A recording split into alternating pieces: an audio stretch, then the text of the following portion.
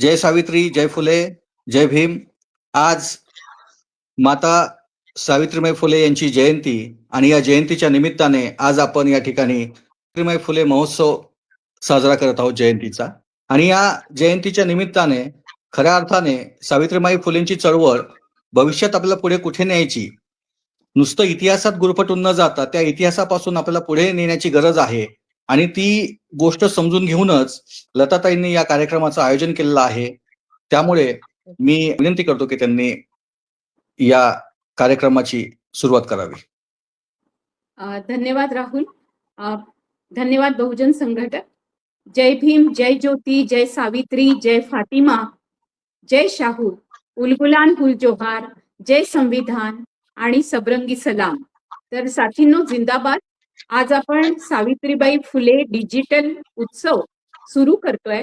सर्वांना पहिल्यांदाच क्षमा मागते, कारण पुन्हा नेटवर्कचा प्रॉब्लेम झाल्यामुळे आपण 12:20 ला कार्यक्रम सुरू केलेला आहे. पण आता जो कार्यक्रम सुरू होतोय तो जवळपास 1.5 तास सुरू राहील.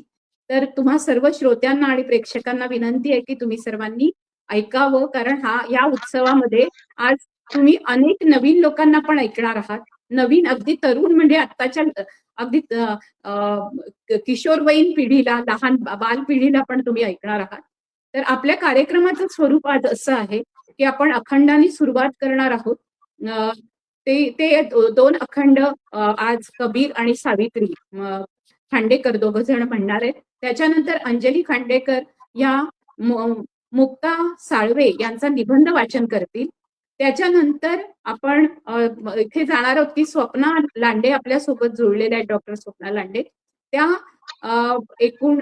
त्यांनी लिहिलेलं सावित्रीला पत्र असं वाचन करतील. हा जो पहिलं सत्र आहे ते झाल्यानंतर 3 लोकांची भाषण होतील. त्याच्यामध्ये मार्गारेट गोन्साल्विस बोलतील, त्याच्यानंतर डॉक्टर अभिनया कांबळे बोलतील, अभिनया रमेश, आणि त्याच्यानंतर मी लता प्रतिभा मधुकर बोलेल.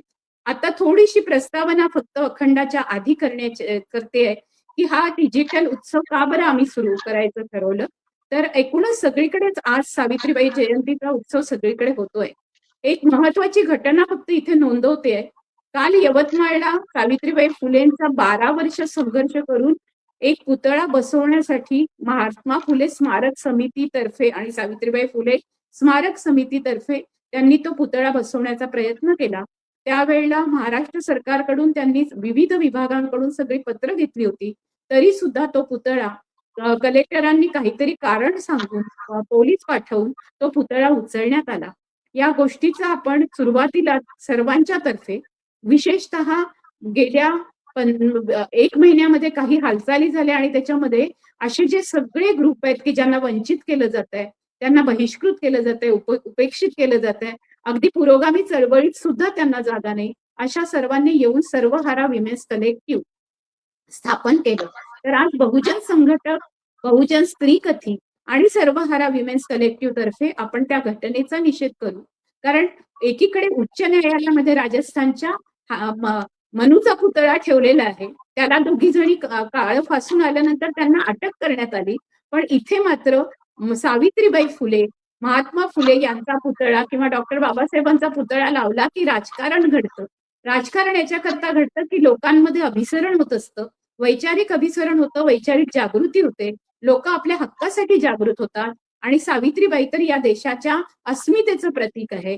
या देशातल्या भारतीय स्त्रीमुक्तीचा, भारतीय स्त्रियांच्या ज्ञानासाठी केलेल्या मुक्तीचा तो पहिला स्वर आहे.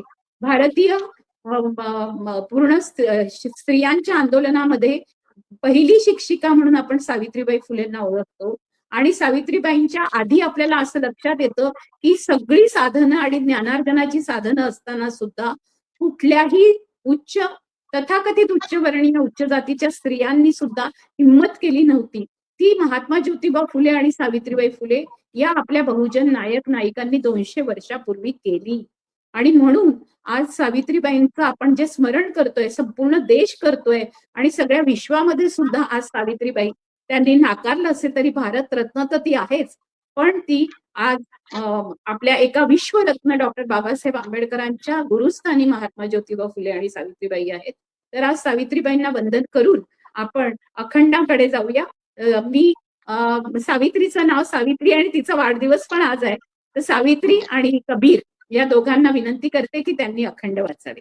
अखंड. अखंड. जय भीम. जय भीम सर्वांना. आम्ही दोघांची नाव कबीर आणि सावी आहे. आम्ही तुम्ही लोकांच्या नावात अखंड प्रस्तुत करत आहोत.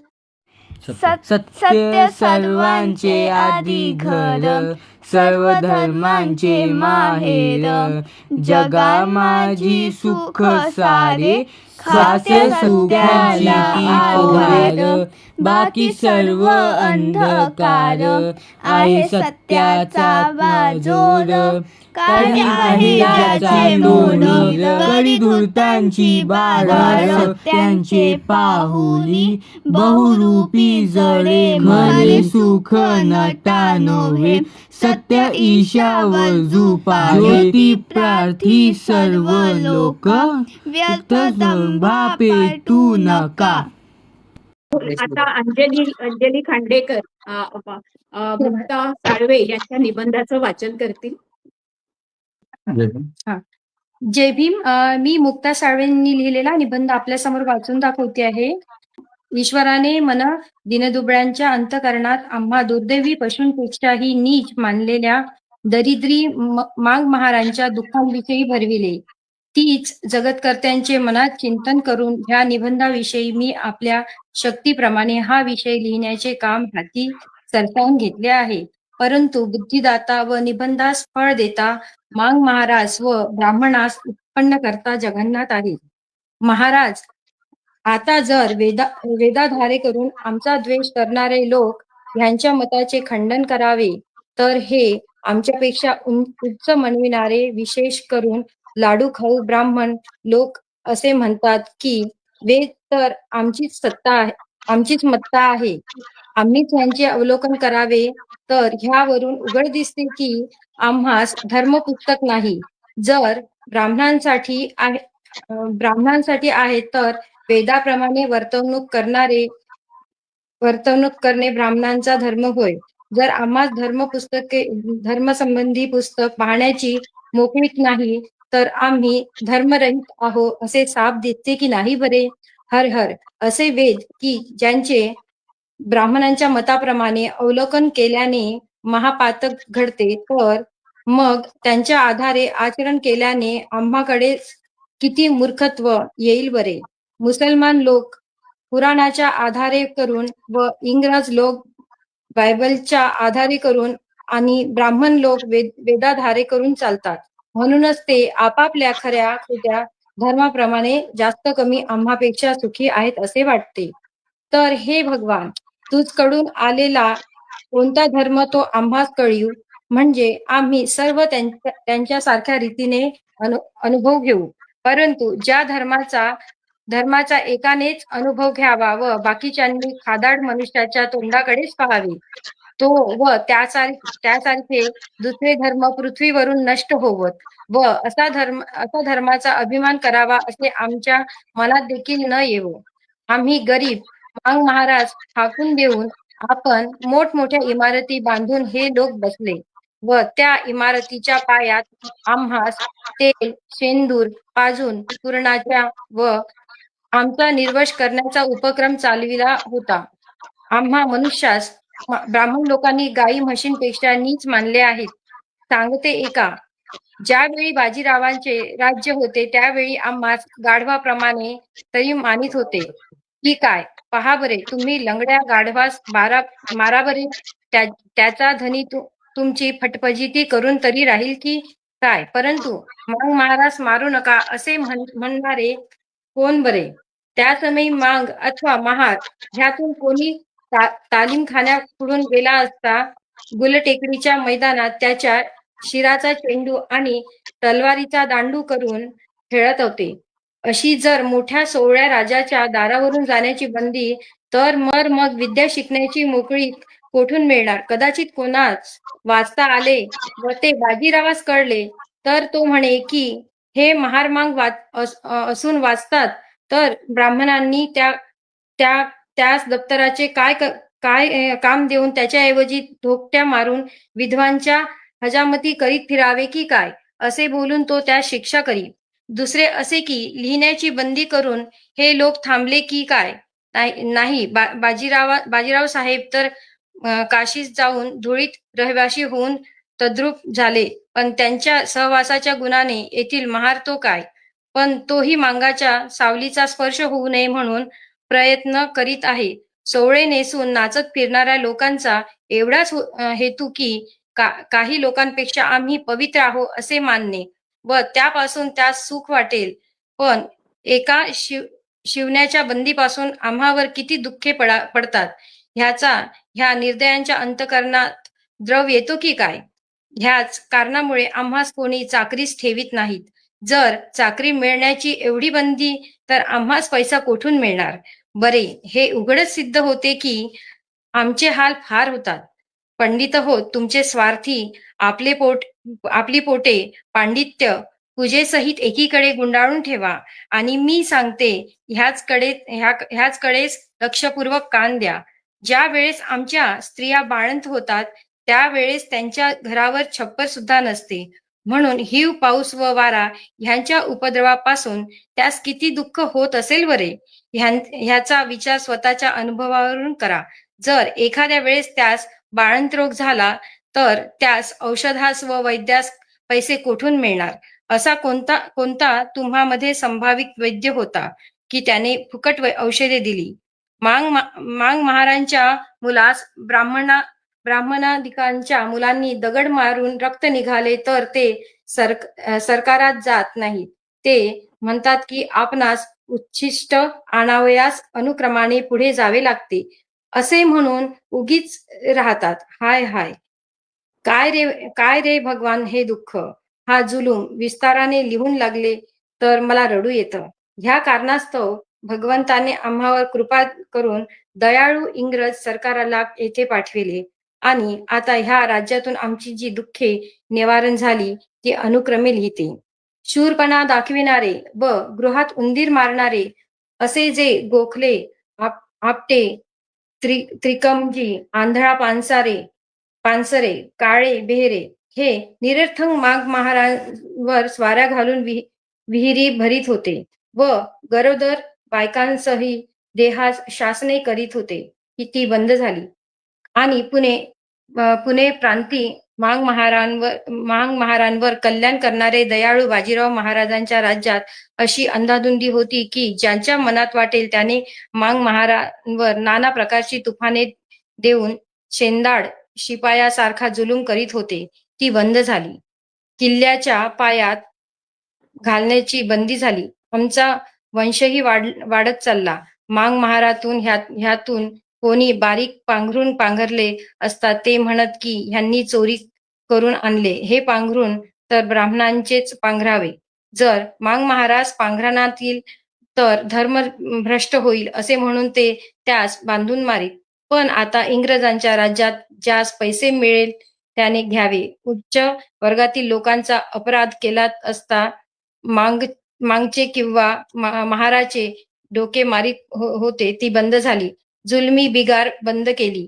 अंगाला स्पर्श होऊ देण्याची मोकळीक कोठे कोठे झाली. गुलटेकडीच्या मैदानात चेंडू दांडू खेळण्याची बंदी झाली. बाजारात फिरण्याची मोकळीक झाली. आता निपक्षपाती दयाळू इंग्रज सरकाराचे राज्य झाल्यापासून एक चमत्कारिक गोष्ट झाली आहे की लिहिताना मला मोठे आश्चर्य वाटते, ती अशी की जे ब्राह्मण आम्हास वर सांगितल्याप्रमाणे दुःख देत होते, तेच आता माझे स्वदेशीय प्रिय मित्रबंधू आम्हास ह्या मनात दुःखातून बाहेर काढण्याविषयी रात्रंदिवस सतत मेहनत घेतात. परंतु सर्वच ब्राह्मण घेतात असे नाही. त्यातून ज्यांचा विचार सैतानाला नेला आहे ते पूर्वीसारखा आमचा द्वेष करतात. आणि जे माझे प्रिय मला मोठे आश्चर्य वाटते, ती अशी की जे ब्राह्मण आम्हास वर सांगितल्याप्रमाणे दुःख देत होते, तेच आता माझे स्वदेशीय प्रिय मित्रबंधू आम्हास ह्या मनात दुःखातून बाहेर काढण्याविषयी रात्रंदिवस सतत मेहनत घेतात. परंतु सर्वच ब्राह्मण घेतात असे नाही. त्यातून ज्यांचा विचार सैतानाला नेला आहे ते पूर्वीसारखा आमचा द्वेष करतात. आणि जे माझे प्रिय बंधू आम्हास बाहेर काढण्याविषयी प्रयत्न करतात, म्हणतात की तुम्हा जाती बाहेर टाकू. आमच्या प्रिय बंधूंनी मांग महाराजांच्या मुलांच्या शाळा मांडल्या आहेत व ह्या शाळांना दयाळू इंग्रज सरकारही मदत करीतात. म्हणून मांडलेल्या शाळांना फारच सहाय्य आहे. अहो, दरिद्रांनी व दुःखांनी पिडलेल्या मांग महार लोक हो, तुम्ही रोगी आहात तर ज्ञानरूपी औषध घ्या. म्हणजे तुम्ही चांगले ज्ञानी होऊन तुमच्या मनातील कुकल्पना जाऊन तुम्ही चांगले नीतिवान व्हाल. तर तुमच्या रात्रंदिवस ज्या जनावराप्रमाणे हाजऱ्या घेतात त्या बंद होतील. तर आता झटून अभ्यास करा म्हणजे तुम्ही ज्ञानी होऊन कुकल्पना करणार नाही. म्हणून हेही माझ्याने सिद्ध करवत नाही. ह्यास उदाहरण जे शुद्ध शाळेत शिकलेले पटाईत सुधारलेले म्हणवितात तेही एखाद्या वेळेस रोमांच उभे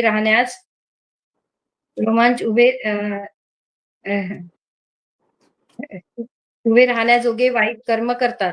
मग तुम्ही तर महारच आहात.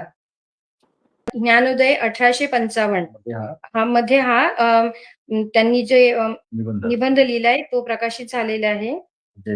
जय सावित्री, जय मुक्ता साळवे, जय भीम. धन्यवाद अंजली. आज आपल्याकडे आपण असा विचार करत नाही की तुम्ही सगळेजण एकदम पॉलिश आणि पॉश बोलतील. आपण विचार करतो की इथून सुरुवात झालेली आहे आणि ती सुरुवात आपण जर केली तर मला माहितीये की 2-3 कार्यक्रमानंतर आपल्या ह्या सगळ्या ज्या आता पहिल्यांदा बोललेल्या आहेत आपल्या शो मध्ये ते सगळेजण 3-4 कार्यक्रमानंतर ज्या पद्धतीने बोलायला लागतील. कारण ही जी भाषा आहे मुक्ता साळवेची ही 19व्या शतकातली आहे, 1855 मधली. ती वाचताना आपल्याला अडखळल्यासारखं होतं कारण आता जी आपल्या समोर शुद्ध भाषा म्हणून ठेवली जाते त्या भाषेमध्ये आणि त्याच्यात खूप फरक आहे. तर अंजली आणि साऊ आणि कबीर आणि राहुल चौघांना धन्यवाद देते. जे सत्यशोधक म्हणून आपण लक्षात घेऊ की सावित्रीबाई काय म्हणतात, नसा नसातून ईर्ष्या खेळवून विद्या मी घेईन, शूद्रत्वाचा डाग हा माझा निपटून काढीन. तर त्यांची जी विद्यार्थिनी आहे 1855 मध्ये लिहिते. बघा त्यावेळेला 1853 मध्ये पंडिता रमाबाईंचा जन्म आहे. म्हणजे ज्या वेळेला मुक्ता साळवे लिहिते त्यावेळेला पंडिता रमाबाई पाळण्यातून बाहेर पडून थोडस चालायला लागले असतील, 2 वर्षाच्या आहेत. पण आपल्याला ज्या पद्धतीने इतिहास शिकवला जातो तो इतिहास आपल्याला पुन्हा बघावा लागणार आहे, त्याचं पुनर्मूल्यांकन करावं लागणार आहे, त्याचा पुनर्शोध घ्यावा लागणार आहे. आणि म्हणून आपण या डिजिटल महोत्सवाच्या निमित्ताने, सावित्रीबाई जयंतीच्या उत्सवाच्या निमित्ताने आपण नवीन आणि तशा अर्थाने काम खूप करतात. गेल्या 30-40 वर्षापासून अनेकांचं काम सुरू आहे. राहुल आणि अंजलीचं गेल्या 20 वर्षापासून काम सुरू आहे.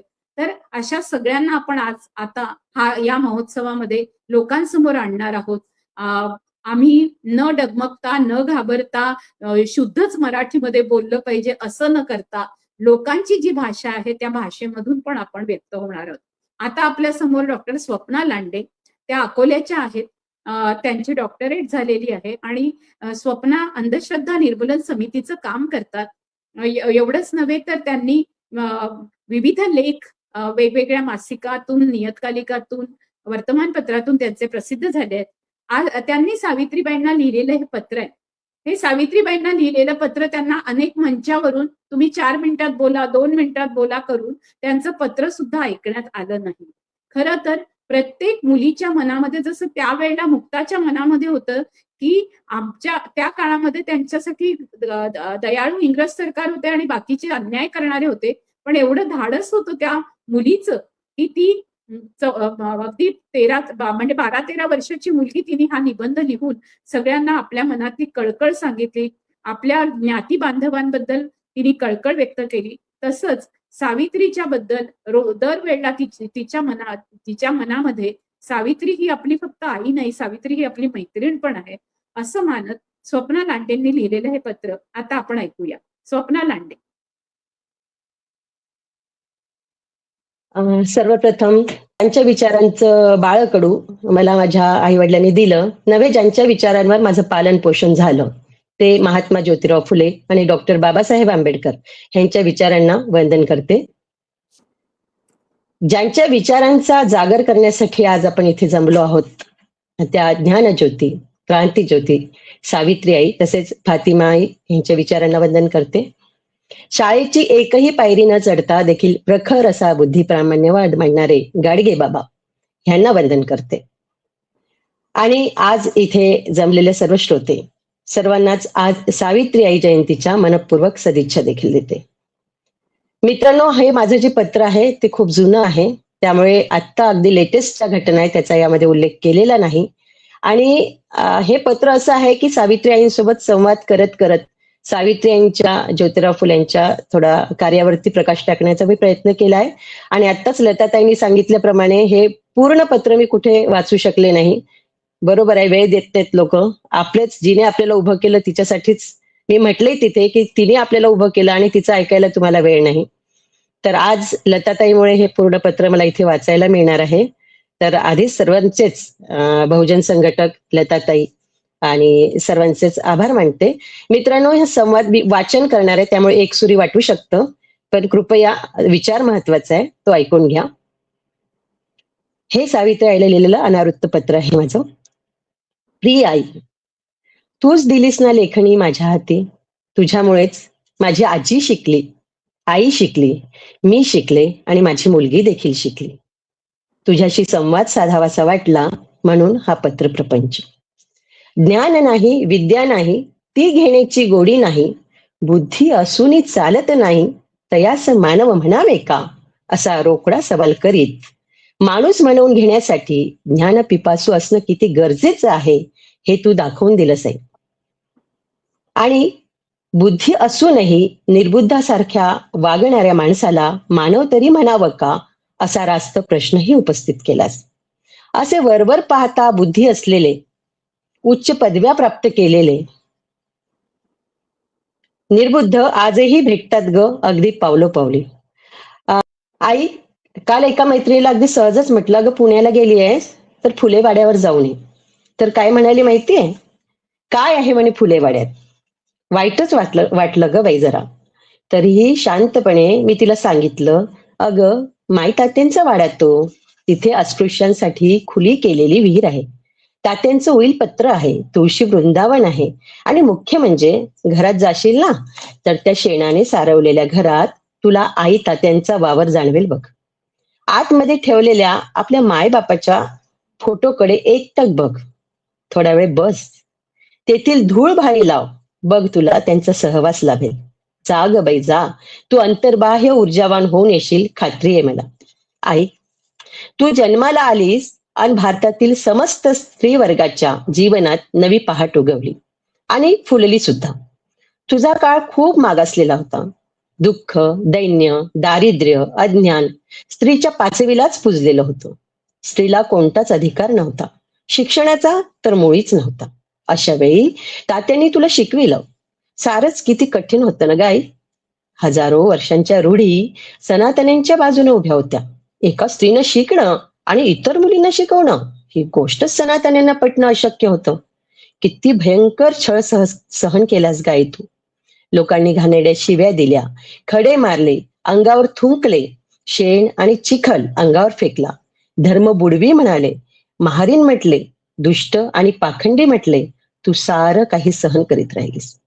आई, आई खूप अस्वस्थ असते ग मी नवरात्रीत जेव्हा उधाण येतं तुझ्या लेकींच्या उत्साहाला. या 9 दिवसात तुझ्या शिकल्या सवरलेल्या लेकी खूप व्यस्तात असतात बाई. 9 दिवस 9 रंगांच्या साड्या घालून त्यावर निरनिराळे मॅचिंग अलंकार घालून मस्त मटकतात. आणि मग काय, फोटो सेशन, सेल्फी, त्यावर लाईक्स. उपवासाच्या पण आगवेगळ्या पद्धती बरं का. जसं जेवण वर्जना तसं चपलेचा उपवास म्हणजे चप्पल वर्जन. म्हणजे यामागचं लॉजिक काहीच कळत नाही. मागे तर हरतालिकेला झाडांची पानं ओरबाडून त्या शंकराचा अगदी श्वास कोंडेपर्यंत बेल वाहून फोटो काढलेत तुझ्या लेकीने. आई, तुझ्या आयुष्यातला तो प्रसंग अगदी आत्ता घडल्यासारखा डोळ्यांसमोर येतोय बघ. तू मुलींना शिकवायलाच म्हणून रोज शाळेत जायचीस, तेव्हा सनातनी लोकांनी खूप त्रास दिला तुला. रोजच तुझ्या मार्गात आडवे येऊन तुला शिव्या द्यायच्या, त्रास द्यायचा हा शिरस्तच त्यांचा. एक दिवस अशीच तू शाळेला निघाली होतीस आणि रस्त्यावर ते लोक होतेच तुझी वाट बघत तुला त्रास द्यायला. तू जसजशी समोर जायला लागलीस तसा एक गोटा वेगाने तुझ्या दिशेने आला आणि जोरदार कपाळाला लागला. तू कळवलीस आई, आई ग म्हणून तू आपला हात कपाळावर ठेवलास. चांगलंच रक्त यायला लागलं होतं ग त्या कपाळातून. तू तशीच कपाळावरील जखम हाताने दाबून धरली आणि शाळेत गेलीस. आणि बघते तर काय, तुझ्या ते छोट्या छोट्या लेकी लहानग्या मुली पाटीवरती अ आ ई ई लिहित आहेत. ते बघितलंस आणि तुझ्या डोळ्यांमध्ये पाणी यायला लागलं. छोट्या मुलीने पाहिलं तुझा हात कपाळावर होता, त्यातून रक्त येत होतं. मुलींना वाटलं बाईंच्या डोळ्यात पाणी. खूप लागलंय बहुधा, दुखत असावं. मुली विचारायला लागल्या, बाई फार लागलंय का, खूप दुखतंय का हो? आई तेव्हा तू म्हणालीस, नाही ग माझ्या लेकीनो, तुम्ही शिकत आहात, अक्षरे गिरवत आहात, हे बघून माझ्या डोळ्यात पाणी आलं. मुलींना तुम्ही खूप शिकणार आहात आणि स्त्रियांच्या आयुष्यातील अज्ञान, दारिद्र्य, अन्याय, शोषण सर्व नक्कीच नाहीसे करणार. ज्ञान आज लावलेली शिक्षणाची ही छोटी ज्योत उद्या नक्कीच मशाल बनेल. माझ्या मुलींनो, तुम्ही स्त्री स्वातंत्र्याचा जाहीरनामा लिहित आहात आणि हे बघून माझ्या डोळ्यात पाणी आलंय. खूप शिका माझ्या बाळांनो, खूप शिका. आई तू शिकविलेस म्हणून तुझ्या समस्त लेकींना माणूस म्हणून जगण्याची संधी मिळाली. खूप शिकल्यात ग तुझ्या लेकी, अगदी अंतराळात झेप घेण्यापासून तर सागर तळाशी देखील सूर मारला. तुझ्या लेकी शास्त्रज्ञ झाल्या, डॉक्टर झाल्या, प्राध्यापिका झाल्या, राज्यकर्त्या झाल्या, पण ज्ञानी नाही ग झाल्या. विज्ञानाचं शिक्षण घेऊनही वैज्ञानिक दृष्टिकोन त्यांनी अंगीकारलाच नाही. जीवनाच्या प्रत्येक क्षेत्रात त्यांचा वारू अगदी सुसाट धावतोय, पण दिशाहीन. तुझ्या या लेकींची राहणी आधुनिक आहे, पण विचार पुरोगामी नाहीत.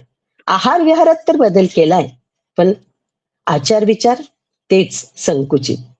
आई तुझ्या वाड्यासमोरच्या मोठ्या वटवृक्षाला प्रदक्षिणा मारतानाचा तुझ्या उच्च शिक्षित लेकींचा फोटो मागे वर्तमानपत्र झळकला होता, तेव्हा फारच वाईट वाटलं होतं ग. तुझी वनस्पती शास्त्राची प्राध्यापिका असलेली लेक विद्यार्थ्यांना शिकवताना वडाची शास्त्रोक्त माहिती देते आणि वटसावित्रीच्या दिवशी हाच नवरा जन्मोजन्मी मिळावा म्हणून त्याच वडाला धागा बांधून प्रदक्षिणा मारते. बरं हिला काही सांगायला जावं तर व्हॉट्सअप विद्यापीठात शिकलेलं छद्म विज्ञान आपल्या तोंडावर फेकून मोकळे होते. म्हणजे वड ना दिवस रात्र ऑक्सिजन सोडतो म्हणून माराव्यात प्रदक्षिणा, ऑक्सिजन मिळतो. अगं पण मग धागा कशाला गुंडाळतेस, अगदी रोज तशाच माराव्यात ना बाई प्रदक्षिणा. एखादी एमडी झालेली तुझी लेक मूल होण्यासाठी जेव्हा नवस बोलताना दिसते तेव्हा कीव येते गो. आई तू केलेला रोकडा सवाल मला आजही आठवतो. तू म्हणाली होतीस, नवस करती बकरू मारेन, नवस फेडेन बाळ जन्मी, धोंडे मुले देती नवसा पावती, लग्न का करीती नारी नर.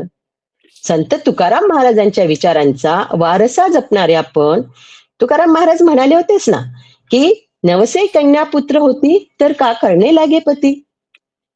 संत तुकाराम महाराजांच्या विचारांचा वारसा जपणारेच आपण सगळे. तुला तेव्हा कळलेलं वैज्ञानिक सत्य आजच्या तुझ्या उच्च विद्याविभूषित डॉक्टर लेकीला कळू नये ही शोकांतिका नव्हे तर काय.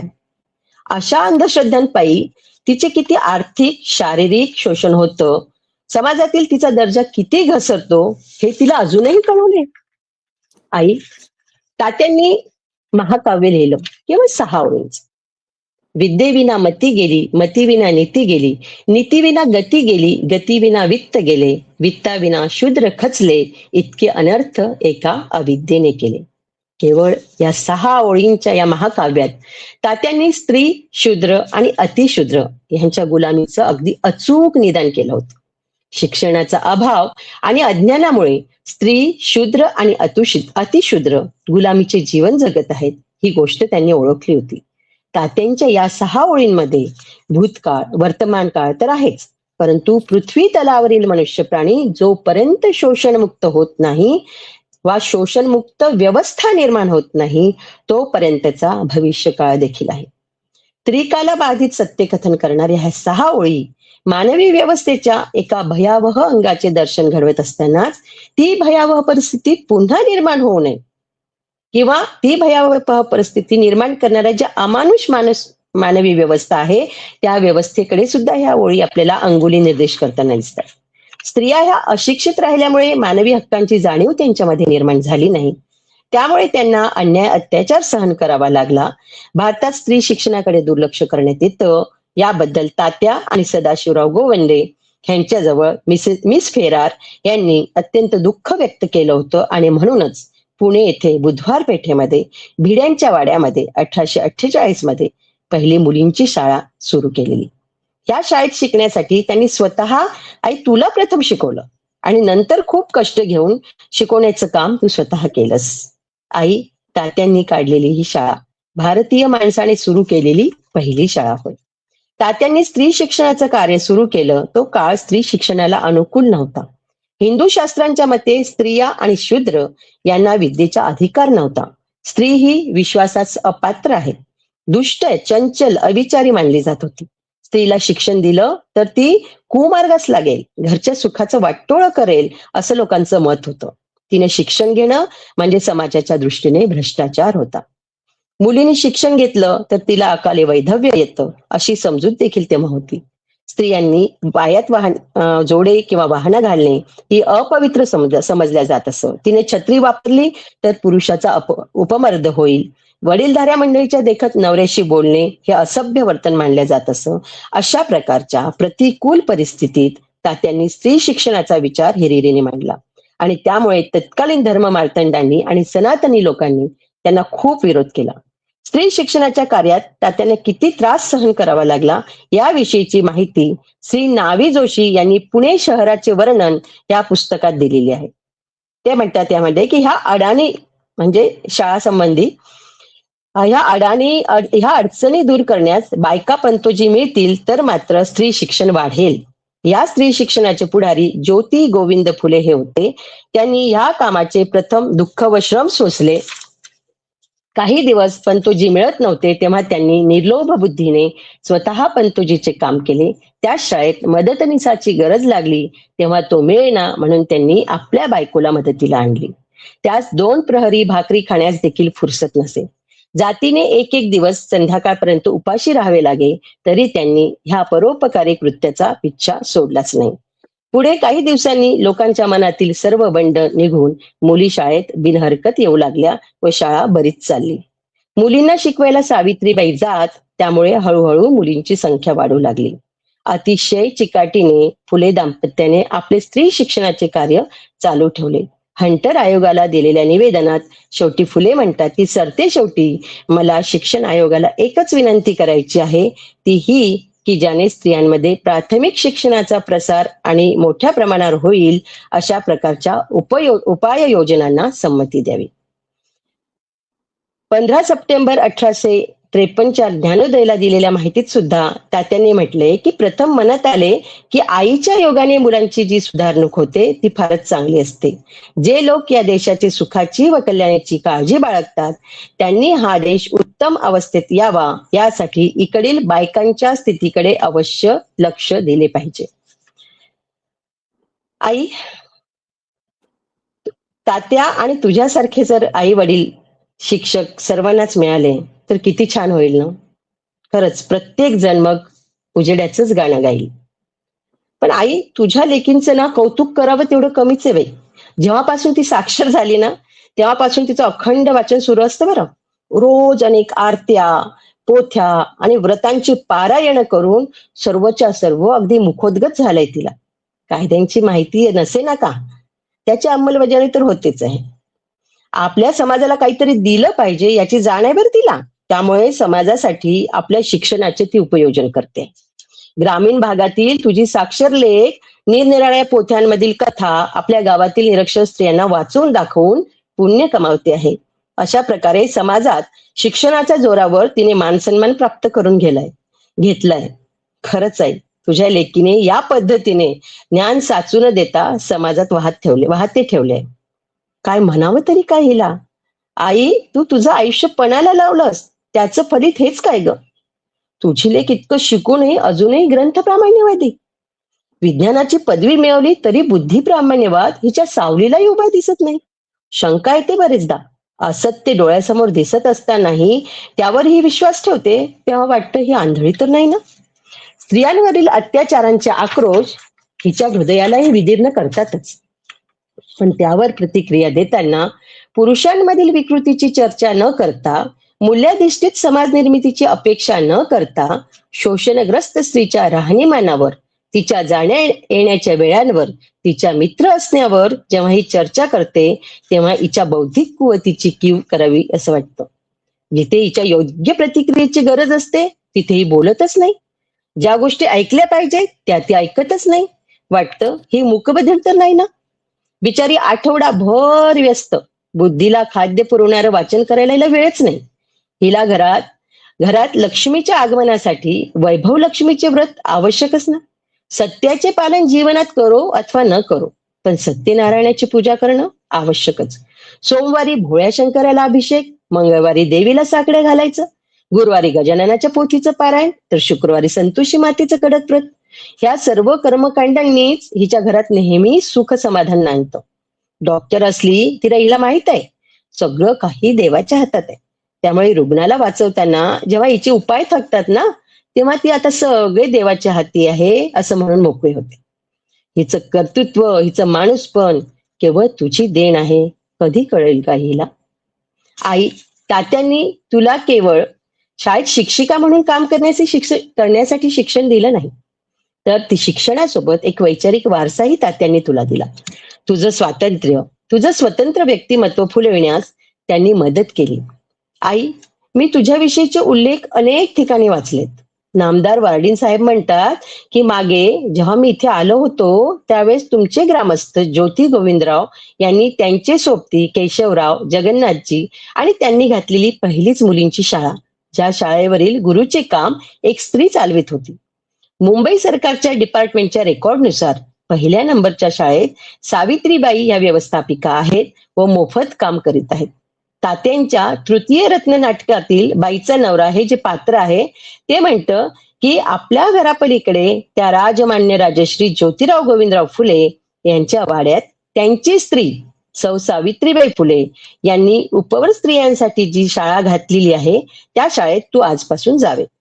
आई, तू आणि तात्यांनी मुला मुलींना श्रमप्रधान शिक्षण दिलं, त्यांना विचारशील आणि स्वावलंबी बनवलं, आणि त्यासाठीच 1852च्या अहवालात तात्या म्हणाले होते की industrial department should be attach to the school in which children would learn useful trades and crafts and be able on leaving school to maintain themselves comfortably and independently.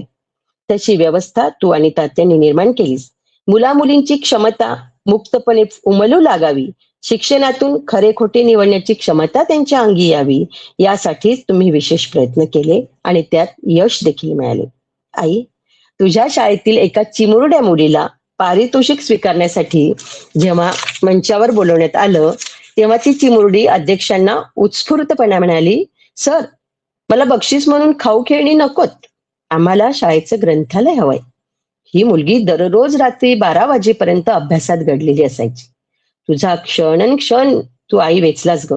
तुझ्या शाळांमधील आरोग्यदायी वातावरण, तेथील स्वच्छता, अभिरुची संवर्धन आणि चारित्र्य निर्माण ह्या गोष्टींकडे कटाक्षाने लक्ष बघून शासकीय निरीक्षकांनी तुझं खूप कौतुक केलं. तुझ्या शाळेतील मातंग समाजातील मुक्ता नावाच्या लहान मुलीचा आत्मकथनात्मक निबंध तर अक्षर वाङ्मयातला एक श्रेष्ठ मानदंड ठरावा इतका महत्वाचा आहे. तू आणि तात्यांनी कशाप्रमाणे मशागत केली असेल की पेरलेलं बी असं रुजावं आणि असं उत्स्फूर्तपणे फुलून यावं. तुझ्याशी बोलताना जाणवते मला ते माझ्याजवळील शब्ददारिद्र्य की इतके प्रभावी शब्दच नाहीत ग माझ्याकडे की जे तुझं कर्तृत्व मांडू शकतील. आई, तू कवितेतून म्हणाली होतीस, शूद्रांना सांगण्याजोगा आहे शिक्षण मार्ग हा, शिक्षणाने मनुष्यत्व येते, पशुत्व हटते पहा. जाते भेदा मोडा, भटजी भारुडा फेकून या. किती ताकद आहे आई तुझ्या शब्दांमध्ये.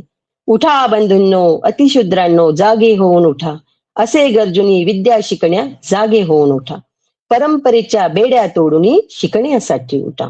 असं म्हणत गुलामगिरीत निद्रिस्त शूद्रांना तू खडबडून जाग केलंस. 1863 मध्ये स्थापन केलेल्या बालहत्या प्रतिबंधक गृहाच्या माध्यमातून किती लेकींची अलगद सुटका केली साहेब. काळे पाणी टाळण्याचा उपाय असे भित्तीपत्रके लावून विधवांनो आमच्या येथे येऊन गुपचूप बाळंत व्हा. मूल नेणे न नेणे तुमच्या मर्जीवर अवलंबून असेल. त्या मुलांचे संगोपन आम्ही करू असं जाहीरपणे म्हणणं केवढं धारिष्ट लागते का याला. भेदभाव नष्ट व्हावा यासाठी तू केलेला तिळगुळ समारंभ, त्यासाठी छापलेली निमंत्रण पत्रिका, सर्व स्त्रिया एकाच जाजमावर बसतील असा केलेला उल्लेख सारे कसे अगदी कल्पनेबाहेर. तात्यांच्या भाषणांच्या पुस्तकांचे संपादन करून त्याचे प्रकाशन करणे, तात्या गेल्यानंतर अंत्ययात्रेत तुझे टिटवे हाती धरून खंबीरपणे चालणे, धीरोदात्तपणे अग्नी देणे, सत्यशोधक समाजाचे कार्य पहिल्या इतक्याच उमेदीने पुढे चालू ठेवणे. ओतूर येथे नोव्हेंबर 1891 मध्ये 91 मध्ये तात्यांच्या पहिल्या स्मृती दिनाच्या कार्यक्रमातील तुझा सहभाग, 1893 मध्ये प्लेगच्या साथीत डॉक्टर यशवंताला बोलवून प्लेगग्रस्तांची सेवा शुश्रूषा करणे आणि शेवटी सेवा करता करता प्लेगची बाधा होऊन स्वतःच्या जीवाचे बलिदान देणे. सारेच आई अगदी आकलना पलीकडचे आहे. आई, संपूर्ण चित्र निराशावादी नाही ग, पण तुझ्या लेकींना मुळातून बदलणं खूप गरजेचं आहे आणि हे होईलही. तुझा वैचारिक वारसा आपल्या आचार विचार लेखनातून वक्तृत्वातून तुझ्या लेकी नक्कीच समाजापर्यंत पोहोचतील. तुझ्या लेकींना तुझं मोल नक्कीच कळेल ग आई. आई, तुझ्यामुळेच आम्ही आहोत, केवळ आणि केवळ तुझ्यामुळेच. माझी अक्षर आई, तुला माझे शतशः नमन. धन्यवाद. थांबते इथे. अगदी स्वप्नानी जवळपास सावित्रीबाई फुलेंचं एक चरित्र आपल्या समोर तिच्या पत्रातून ठेवलं आणि ते सांगता सांगता आजच्या संपूर्ण सर्व स्त्रियांच्या मध्ये जवळपास 90% स्त्रिया ह्या शिकून सवरून सुद्धा अज्ञानाच्या आणि अंधश्रद्धेच्या मार्गावर आहेत, त्याच्याबद्दलची खंतही व्यक्त केली आणि म्हणाली अक्षर आई. अक्षर आई ही आपल्या सावित्रीची खरी ओळख आहे, जिने आपल्याला अक्षर ज्ञान दिलं, जिने आपल्याला पहिली पाटी पेन्सिल हातात दिली. त्या आपल्याला म्हणजे तेव्हा सगळ्या अज्ञानाच्या अंधकारी त्या दुःख सोसले ओठावळूनी अशी जी सर्व स्त्रियांची स्थिती होती, त्या अज्ञानाच्या अंधकारातून ज्ञानाच्या मुक्तीची किवाड उघडली आणि हा सगळा प्रकाश आपल्यापर्यंत पोहोचला. आता हे जेव्हा आपण म्हणतो त्यावेळेला सावित्रीबाई तेव्हा त्या म्हणत होत्या, रोज त्या सांगायच्या, त्या म्हणायच्या सांगते पहा दुष्ट शत्रूचे नाव नीटरे ऐकत याचे. कुठला शत्रू आहे? दुसरा कुठलाही शत्रू नाही, तर तो कोण आहे? अज्ञान. अज्ञानाला धरून त्याला पिटायचे, आपल्यामधून त्याला हुसकायचे. अरे म्हणून तर मी सांगते, जसं स्वप्ना म्हणाली, शूद्रांना सांगण्याजोगा आहे शिक्षण मार्ग हा, शिक्षणाने येते मनुष्यत्व, पशुत्व हटते पहा. पण पशुत्व हटलं नाहीये अजूनही, कारण सावित्रीबाईंचा आणि ज्योतिबा फुल्यांचा जो शिक्षणाचा पाठ्यक्रम होता तो मानवतेचा पाठ्यक्रम होता, जो बाबासाहेबांनी संविधान आणि संविधानामधून आपल्याला जी सगळी मूल्य दिली, त्या मूल्यांची पेरणी जिथे झाली, जी जमीन मशागत करण्यात आली, ती होती समानता, समता, मैत्र म्हणजे बंधुत्व आणि स्वातंत्र्य आणि धर्मनिरपेक्षता. या पाचही मूल्यांची पेरणी करणारं, मशागत करणारं, अशी संपूर्ण शेती नांगरणारं असं हे जे जोडपं होतं, त्याच्यातली ही सावित्रीबाई. आणि या सावित्रीबाई फुलेंच्या संदर्भामध्ये आपण आज बोलतो आहोत, तेव्हा एकीकडे तिला संपूर्णतः नाकारण्याची मोहीम सुरू झालेली आहे. आताच नुकतीच एक म्हणजे स्त्रियांच्या चळवळीची खरं तर पार्श्वभूमी ही जर बघितली तर आपल्या लक्षात असं येतं की 1827 ला महात्मा ज्योतिराव फुले यांचा जन्म झाला. 1830 ला सावित्रीबाई फुलेंचा. या दोघांमध्ये फक्त 3च वर्षाचं अंतर होतं आणि या दोघांनी एकमेकांना ज्या पद्धतीने स्त्री पुरुष सहजीवन त्यांनी घडवलं ते स्वप्ना लांडेंनी आपल्या बोलता बोलता हे शब्द जरी वापरले नसेल तर लक्षात असं येईल की एक वेगळ्याच प्रकारचं जोडपं होतं हे. आणि म्हणून त्यांना त्यांच्या सगळ्या संपूर्णता कार्याला जो आधार मिळाला, तो आधार जर त्या काळामध्ये आपण म्हणतो एकीकडे वसाहत काळ होता, इंग्रजांची गुलामी आली, ही गोष्ट खरी आहे. पण त्या सोबतीने ही गोष्ट खरी आहे की इंग्रजांनी जर आपल्याला शिक्षण दिलं नसतं शिक्षण हे वाघिणीचं दूध आहे असं म्हटलं जातं, ते दिलं नसतं. ती अक्षरं कळली नसती आणि ती अक्षरं जर सावित्री आणि ज्योतिबांनी वेचली नसती, तर आपल्याकडे पण त्या त्या वृक्षाचं बीज लावण्याची सुरुवात झाली नसती. कारण त्याच्या आधी तुम्हाला कधीही कुठेही असं दिसत नाही की अशा पद्धतीची बीज पेरणी झालेली आहे. सावित्रीबाई फुलेंनी आणि महात्मा ज्योतिराव फुलेंनी हा जो ज्ञानाचा वृक्ष नंतर मोठा केला, हे जे बीज पेरलं, ती बीज पेरणी करत असताना त्याच्यासाठी असणारी जी भूमी आहे, ती भूमी त्या काळामध्ये आपण कितीही नाकारलं तरी त्या वसाहत काळामध्ये जे सांस्कृतिक बंड प्रोफेसर गेल ऑम्बेट म्हणतात, ते सांस्कृतिक बंड जेव्हा झालं, ते सांस्कृतिक बंड ज्ञानासाठीचं बंड होतं. ज्ञान आपल्या हातामध्ये घेण्याचं बंड होतं. ज्ञान मीमांसा आपल्या हातात घेण्याचं बंड होतं. ज्ञान फक्त वाचणं आणि लिहिणं नाही, तर त्याची मीमांसा करणं, त्याची चिकित्सा करणं, हे पण अधिकार फक्त आणि फक्त ब्राह्मणांना होते. ते सर्व ज्या वेळेला त्यांना मिळायला लागले, तो काळ इंग्रजांचा होता. पण आपल्याकडे असं म्हटलं जातं की ब्रिटिश गेले, तर आता आपल्याकडे ख्रिस्ती लोकांनी का राहावं? आपल्याकडे असं म्हटलं जातं की मुस्लिम गेले तर मुस्लिमांनी का राहावं? पण मुस्लिम हे हा देश सोडून गेले नाहीत.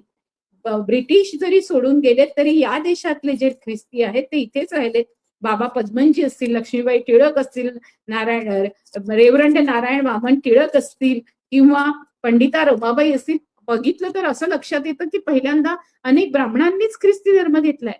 महात्मा ज्योतिबा फुले आणि सावित्रीबाई फुलेंनी ख्रिस्ती धर्म घेतला नाही, पण त्यांनी ख्रिस्ती मिशनऱ्यांकडून जे शिक्षण घेतलं ते तळागाळातल्या अगदी शेवटच्या म्हणजे अगदी मुक्ता साळवेपर्यंत ते शिक्षण पोचावं.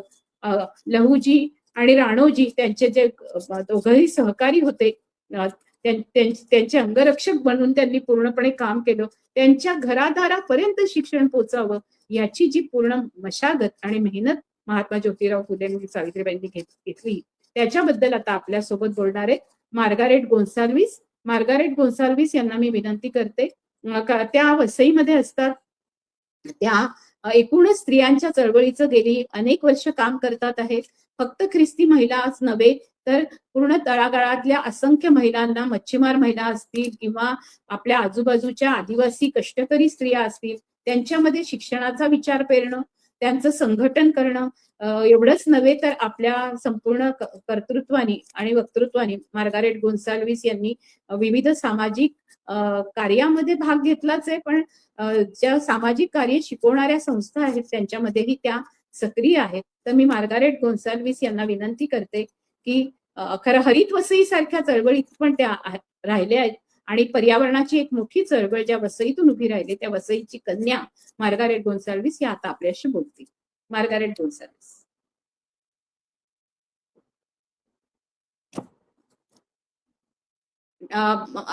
तुमचा माईक बंद आहे मार्गारेट. तर डॉक्टर मार्गारेट गोन्साल्विस. का बरं? नाही, आता सुरू झाला. आता सुरू झाला. बोला. Okay okay okay. मी जास्त काही एवढी मोठी कार्यकर्ती नाही स्त्रियांविषयी, पण माझं असं एकच उद्देश आहे की मी जे माझ्या समाजाकडून किंवा आई वडिलांकडून वडिलांचं मी जे स्वप्न पाहिलं ना माझ्या, की आम्ही 9 मुली कन्या आई वडिलांच्या. वडिलांचं एकच स्वप्न होतं की माझ्या मुलींनी जेवढं हवं तेवढं शिकावं. इथून मला शिक्षणाची धगस लागली आणि मी ज्या वंचित समाजातल्या मुली आहेत, 10वी पास आहेत, 8वी पास आहेत, 9वी पास आहेत, त्यांना मी इंग्रजी शिकवते, जेणेकरून ते समाजामध्ये किंवा जगात काय घडते ते वाचू शकतील आणि अन्यायाला वाचा फोडू शकतील. ह्या उद्देशाने माझं कार्य चालू आहे आणि माझी एक संस्था आहे, मी उभी केली ती. त्या संस्थेचं नाव आहे आणि. आणि म्हणजे इंग्रजीमध्ये अँड.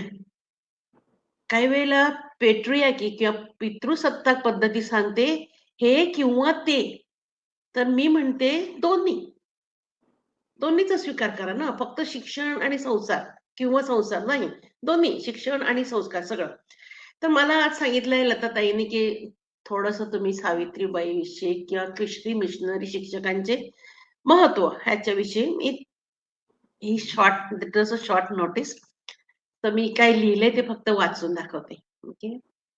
सावित्रीबाई फुले जन्म जयंतीनिमित्त आज आपण 21व्या शतकातील महाराष्ट्रातील शिक्षण आणि समाज सुधारणेचे स्वरूप बदलणाऱ्या आपल्या पहिल्या महिला प्रणेत्या सावित्रीबाई फुले यांना त्यांच्या जन्मदिनी आदरांजली वाहत आहोत. सावित्रीबाई फुले यांच्या जीवनात ख्रिस्ती मिशनरी शिक्षकांचे महत्व ह्या विषयावर बोलण्याची सुरुवात आजच्या सर्वहारा विमेन्स कलेक्टिव्ह ह्या व्हॉट्सअप ग्रुपवर आलेल्या वैशाली हिरे अलोणे ह्यांच्या पोस्ट मधील उद्गाराने करते. त्या म्हणतात, हा केवळ एक दिनांक नाही, हा दिवस आहे त्या स्त्रीचा जिने अज्ञानाच्या काळोखात शिक्षणाचा दिवा पेटवला. हा दिवस आहे त्यांच्या स्त्री शिक्षणाच्या पहिल्या मशालीचा. उद्या चर्चमध्ये आम्ही 3 राजांचा सण साजरा करत आहोत. 3 राजांना एक तारा दिसतो असं बायबलमध्ये सांगितलं जातं. ते ताऱ्याच्या दिशेने चालू लागतात व एका गायीच्या गोठ्यात बाळ येशू त्यांना सापडतो व ते तिन्ही राजे बाळाला नजराने अर्पण करतात.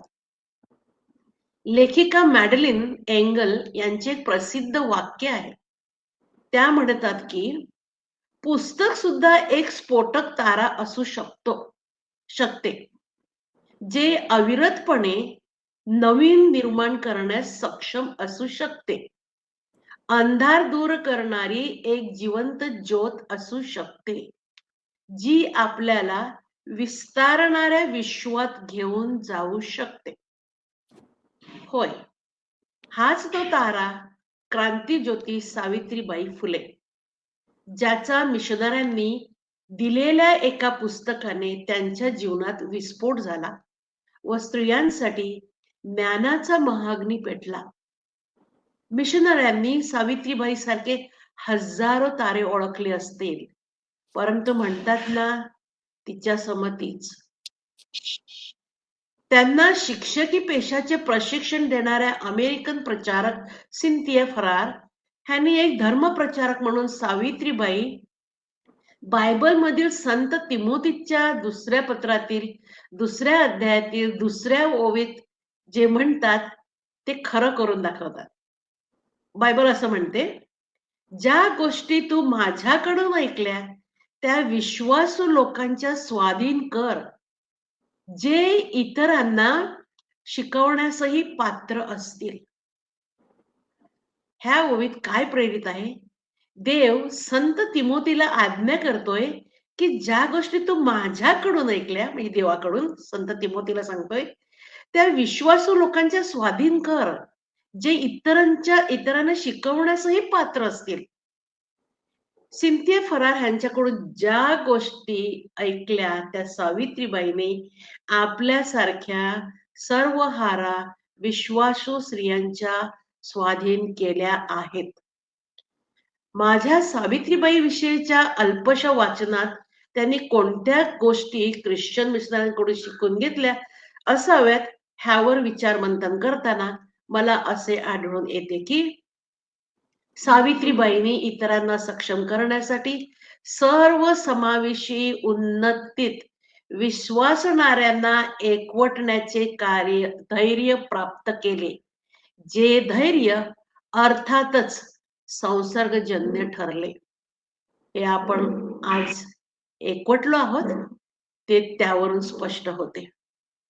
सावित्रीबाई शेण फेकणाऱ्यांच्या भीतीने परदेशात पळून न जाता त्यांनी स्थानिक स्त्री नेत्यांना आध्यात्मिक दृष्ट्या सुसज्ज करून जे स्वतः मजबूत बनून मजबूत समुदाय निर्माण करतात ते स्वतःला टिकून ठेवू कसे शकतात हा मंत्र सिंथिया फरार ह्यांच्या मदतीने त्यांनी आत्मसात केला. सावित्रीबाईची ज्ञान ग्रहण करण्याची तीव्र इच्छा आणि सामाजिक रूढींना आव्हान देण्याचा दृढ निश्चय ही मूल्य त्यांनी ख्रिश्चन प्रचारकांकडून आत्मसात केल्याचे आढळून येते व ह्याच धडाडीने ज्या काळात शिक्षण हा ब्राह्मणांचा विशेष अधिकार मानला जात होता, त्या काळात सावित्रीबाई आणि ज्योतिराव यांनी रूढींना झुगारून, अन्यायी रूढींना झुगारून मुलींसाठी पहिली शाळा सुरू केली. मी इथे एक स्वतः रचलेले गाणे मी सावित्रीबाईंना अर्पण करते. अगं नारी तू महान नारी, सत्ताधाऱ्यांना झालीस तू भारी. तू घेऊन उंच भरारी, ह्या अन्यायी जगाला तारी. तू अन्यायी रचना सुधारी. दैवे घडील तुला ज्ञानी, म्हणती सदाची अज्ञानी. समतेचा आहेस तू प्रेमाग्नी, आता पेटव त्याचा तू महाग्नी. नारी शक्ती तुझी ती प्रचंड, नको पडू देऊ त्यात खंड. तू पुकारी समतेचे बंड, होई स्त्री जातीचा मानदंड. नवसाला त्यांच्या तू पावता, म्हणते सीता दुर्गा आणि मरिया माता. परंतु तू अन्याया वाचा फोडिता, म्हणती जगदंबा ही काली माता. हे गाणं मी 1996 साली लिहिलं, जेव्हा राजस्थानमध्ये डुंगरपूर जिल्ह्यामध्ये सिमिलवाडा ह्या तालुक्यामध्ये मी स्त्रियांची परिस्थिती पाहिली. छोट्या छोट्या मुली घरात एवढ्या गलिच्छ स्थितीमध्ये ठेवल्या होत्या, कशाच्या नावाखाली की स्त्री शिक्षण घेऊ शकत नाही. त्यावेळेला मी मोठ्या अधिकाऱ्यांना भेटली आणि मी शाळा सोडली. शाळेत प्रिन्सिपल होते. शाळा सोडली आणि गावागावात गेली. तिथे मला मुली कोणत्या आढळल्या असतील, तर त्या मुलींच्या डोक्यामध्ये उवा होत्या आणि त्या उवामुळे त्यांच्या डोक्यात किडे पडलेले होते. ते किडे काढण्यासाठी मी आयब्रोचा क्लिप असतो तो वापरला. तिथून मला एक साक्षात्कार झाला की मुलींना शिक्षण देणं हेच माझं मिशन कार्य आहे, धर्म देणं नाही. हा मानव धर्मच मी त्यांना देईन, असे सांगून मी माझे 2 शब्द पूर्ण करते. थँक्यू लताताई. विमेन्स कलेक्टिव्ह तर्फे आता डॉक्टरेट मार्गारेट गोन्साल्विस यांनी सांगितलं की धर्म देणे नाही तर मला शिक्षण देणे हाच माझा मार्ग आहे. मागच्या वेळेला सुशीला कार्डोज पण म्हणाल्या की आम्ही धर्म देत नाहीये, आम्ही शिक्षण देतो आहोत आणि आम्ही या देशातल्या या जमिनीवरची माणसं आहोत. तर प्रश्न असा आहे की आज या देशामध्ये ज्या पद्धतीने आपल्या देशातल्या आपल्या देशाचे नागरिक असणाऱ्या ख्रिस्ती किंवा मुस्लिम समुदाय किंवा इतर अल्पसंख्याक यांच्यावर जे हल्ले होतात आहेत, त्यावेळेला आपण सर्वांनी लक्षात घेतलं पाहिजे की ते इथलेच नागरिक आहेत, ते इथेच जन्मले आहेत आणि त्यांनी इथे संपूर्णतः आपलं आयुष्य घालवायचं ठरवलेलं आहे. त्यांनी कुठेही दगडं उचललेली नाहीत. त्यांनी शिक्षणाचा हा जो वारसा त्यांना मिळालेला आहे तो वारसा उचललेला आहे. सावित्रीबाईंना सिंथिया फरारेकडून मिळालेलं शिक्षण असेल, पण नंतर सावित्रीचा वारसा घेऊन मार्गारेट जाते. ह्या पद्धतीचं ते एकमेकांना मिळालेलं अशा पद्धतीचं देणं आहे आणि ते देणं आता सावित्रीने आपल्याला सर्वांना दिलेलं आहे. ते घेऊन आपण पुढे जातोय. आता आपल्या सोबत प्रोफेसर डॉक्टर अभिनया रमेश जोडलेले आहेत. त्यांचा परिचय मी करून देतेच, पण त्याच्या आधी मी तुम्हाला एक गोष्ट अजून सांगते की अभिनयाशी बोलत असताना सातत्याने माझी चर्चा होत होती आणि काही वेगळ्याच प्रकारचे नॅरेटिव्ह आपल्या देशामध्ये तयार केले गेलेले आहेत. म्हणजे हे एक जे नॅरेटिव्ह होते ते नॅरेटिव्ह तोडण्यासाठी आज आपण पहिल्यांदा ओळख करून घेतलं की ब्रिटिशांच्या काळामध्ये जी स्थिती होती त्या स्थितीमध्ये शिक्षण घेऊनही महात्मा ज्योतिराव फुले आणि सावित्रीबाई फुले यांनी सार्वजनिक सत्य धर्माची स्थापना केली आणि त्यांनी पूर्णपणे ब्राह्मणवादी पितृसत्ता आणि हिंदुत्ववादी धर्मांधता याला पूर्णपणे नकार देत आपलं आयुष्य पुढे केलं. आणि असा जो संत होता ज्योतिबा, त्याच्याशी नातं होतं सावित्रीचं. तर ती मला अभिनया विचारायची, खरंच का तिने कधी शेठजी म्हटलं असेल? मलाही हा प्रश्न पडत होता. मी पण हा प्रश्न जाहीरपणे विचारला. तर सगळ्या पत्रांमध्ये जिथे सावित्रीबाईंनी ज्योतिबांना लिहिलेली पत्र असतील किंवा त्यांनी लिहिलेल्या काव्यामध्ये त्या सरळ सरळ ज्योतिबा असाच उल्लेख करतात. त्या दोघांमध्ये 3 वर्षाचं तर अंतर होतं. दोघांचं लग्न लहानपणी 9 वर्षाच्या होत्या सावित्री आणि 12 वर्षाचे होते ज्योतिबा आणि त्याच्यानंतर एकत्र शाळेत जाणं, एकत्र अभ्यास करणं, एकत्र मोठं होणं, एकत्र विचार करणं, अशा प्रकारचं वेगळंच सहजीवन त्यांचं होतं. सावित्री लिहिते कशी, तुकाराम जैसा असा संत ज्योती, सुधा ज्ञान देई जना रीती भाती, पुढारी क्रियाशील द्रष्टा प्रसिद्धी, वदे ज्योती रूढी असे ती असिद्धी. रूढी या असिद्धी आहेत, पण तुम्ही क्रियाशील व्हाल तर तुम्ही द्रष्टे व्हाल, आणि द्रष्टे झालात तर तुम्हाला प्रसिद्धी पण मिळू शकते. आणि कसलं अमृत देतंय, तर संपूर्णतः सगळ्या रीतीभाती काढून टाका, पण तुम्ही शिका. शिकण्याचं, विद्येचं, म्हणजे मगाशी अगदी प्रसिद्ध विद्येविना मती गेली जो अखंड आहे, तो अखंड स्वप्ना लांडे यांनी म्हटला. तर सावित्रीचं आणि ज्योतिबाचं असं नातं होतं. तर अभिनयाच्या असेल किंवा वंदना महाजन असतील, आम्ही ज्या बोलतो एकमेकींशी त्याच्यामध्ये खूप वैचारिक देवाणघेवाण होत असते. तर डॉक्टर अभिनया रमेश यांची मी ओळख करून देते. त्या सोमय्या कॉलेजमध्ये राज्यशास्त्र विभागाच्या विभाग प्रमुख आहेतच. त्याच्याशिवाय विविध विद्यापीठांच्या सगळ्या ज्या समित्या असतात त्याच्यावर त्या आहेत.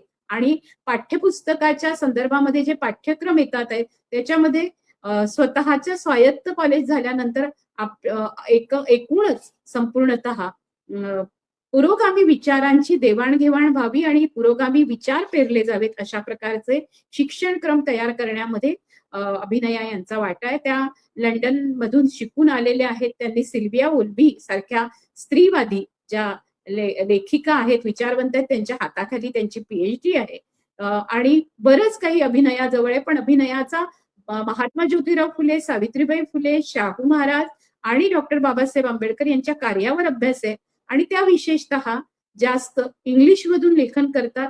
कन्फ्रंट नावाचं एक पुस्तक आम्ही दोघींनी, म्हणजे मी त्याची सहसंपादक आहे, मुख्य संपादक अभिनय आहे, एक पुस्तक आम्ही काढलं आणि त्या पुस्तकाच्या आता बाकीच्याही आवृत्त्या निघाल्या पाहिजेत असं आम्हाला वाटतंय. आणि लोक त्याची मागणी करतात की पुढचे पण हे निघाले पाहिजेत अंक. तर अशा पद्धतीने आपल्या समोर येत आहेत प्रोफेसर डॉक्टर अभिनया रमेश. बाकीची ओळख तुम्हाला त्यांच्या वक्तव्यातून होईलच. तर doctor Abhinaya Ramesh. Hello everyone. खूप बरं वाटलं की आपण आज सावित्रीबाई फुलेंचा जन्मदिवस साजरा करतो. सगळ्यांना माझ्याकडून शुभेच्छा. मला असं वाटलं की सावित्रीबाईंचा विचार करताना त्यांचं एकूण जे जीवन आहे त्याचा आपल्या जीवनावरती काय परिणाम झाला किंवा आपण त्यांना कसं घेतलं as far as our own life is concern, आणि आपल्या आसपासचं जे जीवन आहे त्याचा जर विचार केला तर ते कसं आपण घेतलं हे आपण थोडक्यात मला असं वाटतं पाहावं. एक महत्त्वाची गोष्ट अशी, आणि before that I must say that I am thankful to Bahujan Sanghatak. त्यांचे मी आभार मानते. त्याचप्रमाणे लताचं जे काही इनिशिएटिव्ह आहे की अशा प्रकारे आपण डिजिटल सुरू करावं, which is very important at this junction. आणि टेक्नॉलॉजीचा सही वापर आपण जर का केला तर we can really release our selves from pain and suffering of our other systems, right. तर अशा प्रकारे मी असं म्हणेन की सर्वहारा विमेन्स कलेक्टिव्हचं हे जे काही इनिशिएटिव्ह आहे, the very first initiative is nothing but to talk about Savitribai Phule. आणि सावित्रीबाई फुलेंचं जे काही कार्य आहे ते इतकं घणाघाती आहे, मी असं म्हणेन की सुरुवातच त्यांची एक वेगळ्या पद्धतीने आणि शिक्षण घेऊन मग सुरुवात सुरू होते, आणि मग जणू काही त्यांच्यावरचे जे काही संस्कार असतात किंवा आहेत ते फुल्यांनी घडवले at such a early age. त्याचप्रमाणे मी असं म्हणेन की फुल्यांचा त्यांचा जो असलेला हे आहे म्हणजे कम्युनिकेशन आहे किंवा जे काही त्यांनी एकमेकाबरोबर शेअर गेलेल्या गोष्टी आहेत त्याच्यातून आपल्याला एक असं लक्षात येतं की what a equal and egalitarian relationship they had with each other, which is so surprising those days. आणि ह्याचं संपूर्ण क्रेडिट मला असं वाटतं की फुल्यांना जातं. आणि कुठल्याही स्त्रीला मॉडर्न एजमध्ये मी असं म्हणेन, including myself, we would dream to have our companion on those lines, right. आणि त्यांच्या त्या कंपॅनियनशिपमध्ये वैयक्तिक काहीच नव्हतं. Everything was related to collective reason or collective happenings around them. आणि तशा प्रकारचा विचार करताना मी जेव्हा सावित्रीबाईंचं काव्य फुले वाचलं त्यावेळेला मला असं वाटलं की ती सावित्रीबाई स्वतः देखील अतिशय रिबेलियस आहेत. She is not like a person one who gets carried away. आणि ह्या एकूणच स्वभावामध्ये फुल्यांचा त्यांच्यावरती परिणाम तर आहेच, परंतु आपल्याला असं लक्षात येईल की इमॅन्युअल कांत हे 1700 मला वाटतं 78 मध्ये ज्या वेळेला 1784 मध्ये ज्या वेळेला इमॅन्युअल कांतने पहिल्यांदी पुस्तक लिहिलं, आणि त्या पुस्तकामध्ये त्याने विचार केला की व्हॉट इज एनलायटनमेंट, जी की 17, 18, 19 आणि ह्या घडीला देखील मॅसिव्ह त्याचे पडसाद आपल्याला एकूणच वेस्टर्न मॉडर्निटी आणि मग त्याचे पडसाद ईस्टर्न मॉडर्न म्हणजे ऑक्सिडेंटल अँड ओरिएंटल ह्यांचा जो काही संपर्क आलेला आहे, त्या संपर्कामधून आपल्याला कळतं की Immanuel Kant is considered to be a very prominent influencer on our present life. पण मला असं वाटतं की सावित्रीबाईंनी इमॅन्युअल कांतने त्यांच्या महत्त्वाच्या लेखामध्ये, जो की मी माझ्या फर्स्ट इयरच्या स्टुडंटना असाइनमेंटसाठी दरवर्षी देते, व्हॉट इज एनलायटनमेंट, कारण तिथून सुरू होतं ज्ञानाचा उदय किंवा ज्ञान निर्मितीचे कारण काय असावे किंवा एकूणच ज्ञान का निर्माण करावं. तर त्याचा इतका महत्त्वाचा रेलेव्हन्स मला सावित्रीबाईंच्या त्याच्यामध्ये मिळतो की सावित्रीबाई असं म्हणतात की जो आळशी माणूस आहे, exactly the words are also by Immanuel Kant, that man should keep himself away from his self tutelage, and what is that, he should leave himself away from laziness. आणि सावित्रीबाई एक्झॅक्टली ते वर्ड वापरतात त्यांच्या लिखाणामध्ये किंवा त्यांच्या एकूणच याच्यामध्ये. I was really surprise that how this both husband and wife वर सो एनलायटन्ड ऑन देअर ओन. आणि फुल्यांचा तर सातत्याने विचार राहिलेला आहे की ऑटोनॉमस बीइंग म्हणून. तर मला असं वाटतं की आपण ज्या वेळेला सावित्रीबाईंचा विचार करतो तेव्हा त्या इतक्या लहान वयामध्ये सगळं शिकून घेतात आणि पुढे अतिशय मॅच्युरिटीने ज्या काही रिफ्लेक्शन्स देतात त्याच्यातून मला असं वाटतं की सावित्रीबाई घडल्या आणि त्यांना ती हिंमत आली. कोणी अंगावर गोळे फेकले तरी देखील त्याला असं एकदम घट्टपणे उभं राहून त्याला फेस करणं आणि त्याचा बाऊ न करता मुळमुळ न रडणं, की जे स्त्रियांना आपल्या बालपणातच शिकवलेलं असतं. तर त्यावेळची ही रिबेल असलेली बाई आहे. आणि मला असं वाटतं की एकूणच त्यांच्या तुम्ही जर का कविता बघितल्या तर त्या कवितांमध्ये थोडक्यातच त्या इतकं सुंदर सांगतायत. उदाहरणार्थ 21 पेज नंबर आणि त्या आवाज घालून 21 पेज नंबर वरती ते असं म्हणतात, इंग्रजी माऊली. So she tries to make sense की काय एक्झॅक्टली इम्पॅक्ट आपल्या जीवनावर झाला. तर इंग्रजी सत्तेचा, तर इंग्रजी माऊली तोडते पशुत्व, देई मनुष्यत्व शूद्र लोका. रिझन अँड रिझनेबिलिटी, जे again I will get back to Immanuel Kant, the age of reason आणि थॉमस पेनचं राईट्स ऑफ मॅन. तर ह्या सगळ्या प्रोसेसमधून आपल्याला असं कळतं की ही मंडळी कुठल्याही प्रकारच्या अतिशय प्रभावी लोकल कॉन्टेम्पररी ज्या काही सुपरस्टिशन्स आहेत किंवा ज्या काही कारण नसताना निर्माण केलेलं कौतुक काही समाजाचं आहे त्याला झुगारून हे स्वतः ऑटोनॉमस बिईंग होण्याचा प्रयत्न करतात. हे इतकं मोठं आहे आणि त्याचे पडसाद किंवा त्याचे फायदे आपल्याला ह्या घडीला मिळतात की ही स्त्री त्या काळामध्ये इतकी रिबेल होती आणि आपण ह्या काळामध्ये हे लपवतो ते लपवतो, ह्या गोष्टी करत नाही त्या गोष्टी करत नाही, आवाज उठवत नाही. Okay, that is such a problematic and I would say to the extent of dangerous thing that we follow, we imitate and we also accept as it is everything and we are unable to rebel. तर मला असं वाटतं rebellious personality सावित्रीबाईंची जी आहे ती आपण सगळ्यांनी अंगीकारली पाहिजे. Raising the question, आपण असं लक्षात येईल की एनलायटनमेंट डिस्कोर्स जो ऑक्सिडेंटल सिव्हिलायझेशनमध्ये झाला त्याच्यामध्ये पहिला प्रश्न विचारला गेला, का मनुष्य हा ह्या पृथ्वीवरती का आहे, त्याचं नेमकं कार्य काय किंवा कृत्य काय. तर पहिल्यांदा त्याची प्रश्नाची उत्तरं इमॅन्युअल कांतच्या त्या एसेमध्ये सापडले की आपण पहिल्यांदा लिबरेट झालं पाहिजे आणि आपल्यासारख्याच सगळ्या मनुष्याला लिबरेट केलं पाहिजे, कुठल्याही प्रकारचं त्याच्यावरती बंधन. आणि जर बंधन असेल, I am really happy to see that how western modernity work, की जर तुम्ही बंधन टाकलं तर तुमचे विचारही खुलून बाहेर येत नाही. मी परवाच आपल्या ग्रुपवर लिहिलं होतं डिसेंट, DISSENT, वेगळं मत हे बेसिकली तुमच्या एरर्सला दाखवून देतं आणि तुमचे एरर्स संपवतं, which are for collective reason. Okay, आणि अशा प्रकारे तुम्हाला असं कळेल की सावित्रीबाईंनी रिबेलियस म्हणून वेगवेगळ्या कविता लिहिलेल्या आहेत आणि त्याच्यामध्ये त्या आणखीन सेकंड मी असं म्हणेन की स्वावलंबनाचा उद्योग प्रपंच ज्ञान धन संचाकरी, म्हणजे त्यांनी असं म्हटलंय की तुम्ही तुमचं जर का उद्योग म्हणजे कार्यरत राहणं हे ठेवलं तर you don't need a friend, a very somebody one who is closest being, कारण त्याच्यातच तुम्हाला शिकायला मिळतं. म्हणजे this is very much like work is worship, right. आणि त्याच्यात तो तुमचा शेवटपर्यंत मित्र राहतो. ह्याचं कारण असं की त्याच्यातून तुम्हाला वेगवेगळ्या पद्धतीने अनुभव मिळतो. आणि मी असं म्हणेन की शी was in 1800, but I would say she's so close to the communist ideology that she tries to go away from this kind of a influence of the religion. आणि एलियनेशन जे आहे कामगार वर्गाचं की त्याने कार्य करायचं, त्याने कृत्य करायचं, पण त्याच्याबद्दलच्या किंवा इंडस्ट्रियल सिस्टीम मधल्या ज्या काही सुधारणा आहेत त्या मॅनेजरियल क्लासने करायचा, जो की पूर्णपणे त्याचा काही संबंध नसतो, त्याला ना अनुभव असतो ना ज्ञान असतं ते मशीन कसं चालवायचं. तर इथे ही स्त्री इतक्या मोठ्या प्रमाणात अशा प्रकारे सहजगत्या ते मांडून जाते. What a brilliance. ओके. आणि म्हणून मला असं वाटतं की सावित्रीबाईंना आपण इयत्ता पहिलीपासून अगदी BA पर्यंत त्यांची कुठेही कविता नाही. It is so surprising. काव्य फुले मधली इतक्या कविता दिल्या पाहिजेत आणि त्यांनी जे काही म्हणजे दंड थोपटले होते फुल्यांबरोबर की शिक्षण हे फार महत्वाचं आहे आणि त्याच्यामध्ये माणूस लिबरेट होतो, ऑटोनॉमस होतो. ओके.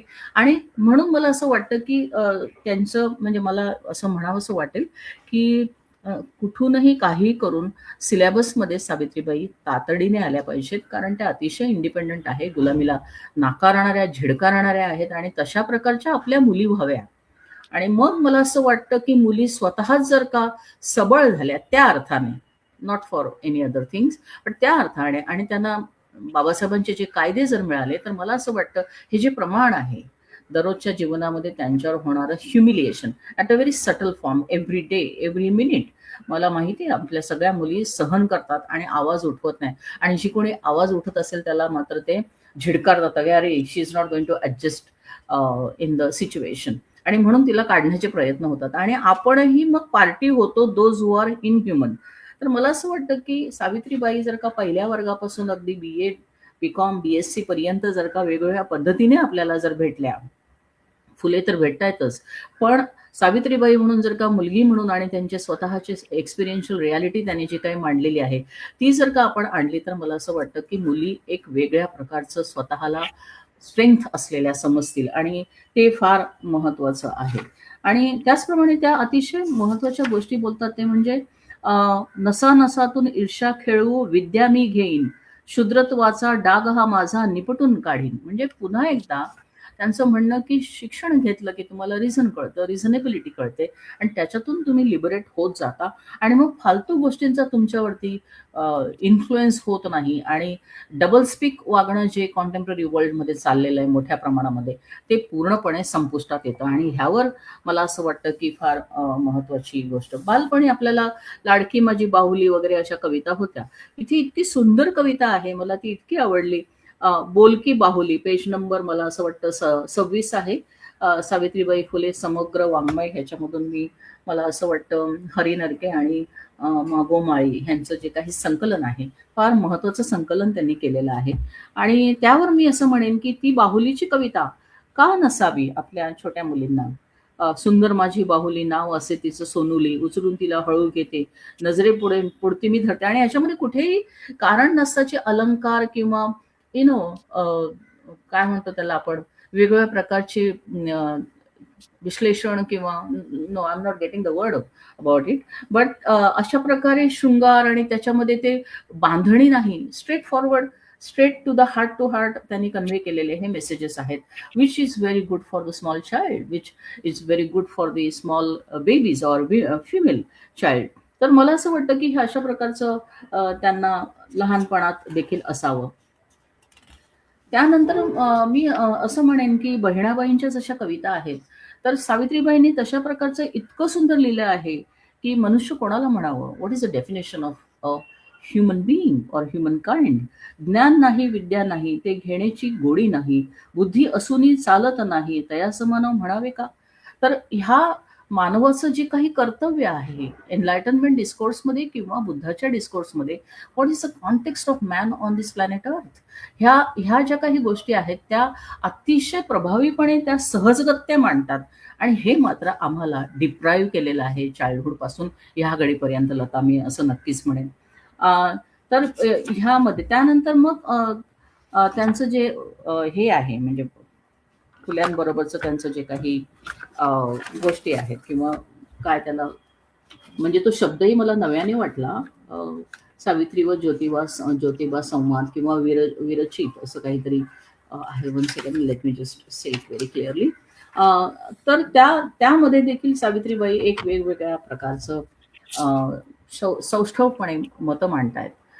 त्यांच्या पत्रांमध्ये मला असं आढळलं की फुले मेड हर, और I would say he trend her in such a manner that she has become on her own. म्हणजे त्यांची जी ऑटोनॉमस बिईंगची जी संकल्पना आहे फुल्यांची, ती सावित्रीबाईंनी इतकी तंतोतंत मानली की त्या माहेरी जातात आणि त्यांच्या त्या माहेरामध्ये काहीतरी घटना घडतायत आणि त्या घटनांमध्ये माणसं सगळी हतबल होऊन जातात की अरे हाऊ डू वी टॅकल दिस. पण सावित्रीबाईंच्या बाबत मला असं लक्षात आलं की त्या घटनांना स्वतः सामोरं जाऊन त्या एका ब्रिटिश अधिकाऱ्याला भेटून त्याला सांगतात की हे जे काही चाललेलं आहे that is really not good, आणि त्या लोकांना कारण नसताना तुम्ही आत टाकले when they are not the culprits, right. तर अशा प्रकारे त्या इतक्या स्वयंभू होतात. स्वयंभू, I am not having the contemporary relation with the god and all, पण स्वयंभू म्हणजे त्या ऑटोनॉमस होतात. म्हणजे ते असं नाही म्हणाले की थांबा मी आता फुल्यांना, तेव्हा तर फोन नव्हते, फुल्यांना जाऊन भेटते आणि त्यांना सांगते. नो, शी बिकेम ऑल बाय हरसेल्फ. आणि तिला असं वाटलं की मी करू शकते आणि केलं त्यांनी. And that she mentions in the letter which she wrote to Phule. आणि एकूणच मला असं वाटतं की तर त्यांची जी काही भाषणं आहेत ते दे आर ऑल्सो मला असं वाटतं की फार महत्वाचं आहे. ज्योतिबांवर लिहिलेलं त्यांचं महत्वाचं एक कॉन्टेक्स्ट आहे which I feel very important for me to raise your here, की मला आऊला पाठ देई शिकाया, असामान्यतेचा भरी भव्य पाया. म्हणजे शी कन्सिडर्स हर सेल्फ की मला एवढा मोठा पाठिंबा मिळाला. You can imagine that the father of Jyotirao Phule said to him that you should better leave the house. A boy in a very young age with having a wife leaves the house with that courage, and this lady is observing, not silently but in a very reflective manner, की अरे अशा प्रकारे आपण autonomous होतोय. कारण पुढे संपूर्ण अंधकार होता पण तो फुल्यांना अंधकार वाटला नाही. आणि मला असं वाटतं की त्यावेळेला त्यांनी फुल्यांना दिलेली साथ आणि फुल्यांनी त्यांना दिलेली साथ हा एक इतका महत्वाचा कंपॅनियनशिपचा एक मला असं वाटेल की आयडियल स्पेस त्यांनी आपल्या समोर ठेवलेला आहे. की how does when you are committed for the collective cause, how one should have the companionship with each other. आणि तेव्हा ते असं म्हणतात की मला आऊला पाठ देई शिकाया, असामान्यतेचा भरी भव्य पाया. Wow, what a wonderful thing that she tries to understand herself. She developed that capacity to understand what exactly has happened in her about her life. आणि अशा प्रकारे तुम्हाला ह्या पुस्तकामध्ये वेगवेगळ्या गोष्टींमध्ये त्यांनी त्यांची भाषणं देखील छापलेली आहेत, which is such a good thing. मला आणखीन एक अशी एक म्हणजे लताने आता सांगितलेलंच आहे की वेगवेगळ्या पद्धतीने एक वेगळं नरेटिव्ह निर्माण केलं जातं. तर मी असं म्हणेन की मध्यंतरी फुल्यांचा सिनेमा आला आणि त्या व्यक्तीला, डायरेक्टरला विचारलं की तुम्ही फुल्यांना थोडंसं हे केलं म्हणजे बॅकसीट दिल्यासारखं आणि सावित्रीबाईंनाच पुढे केलं. तर हे असं कसं, त्याने सांगितलं no, I have given the title Phule. तर अशा बऱ्याचशा पळवाटा मी म्हणू शकत नाही पण जस्टिफिकेशन्स पुढे येऊ लागतात. पण मला असं वाटतं की फुले आणि ज्योतिराव फुले आणि Savitribai Phule they were basically complementary to each other. It's not like that somebody was less or somebody was more.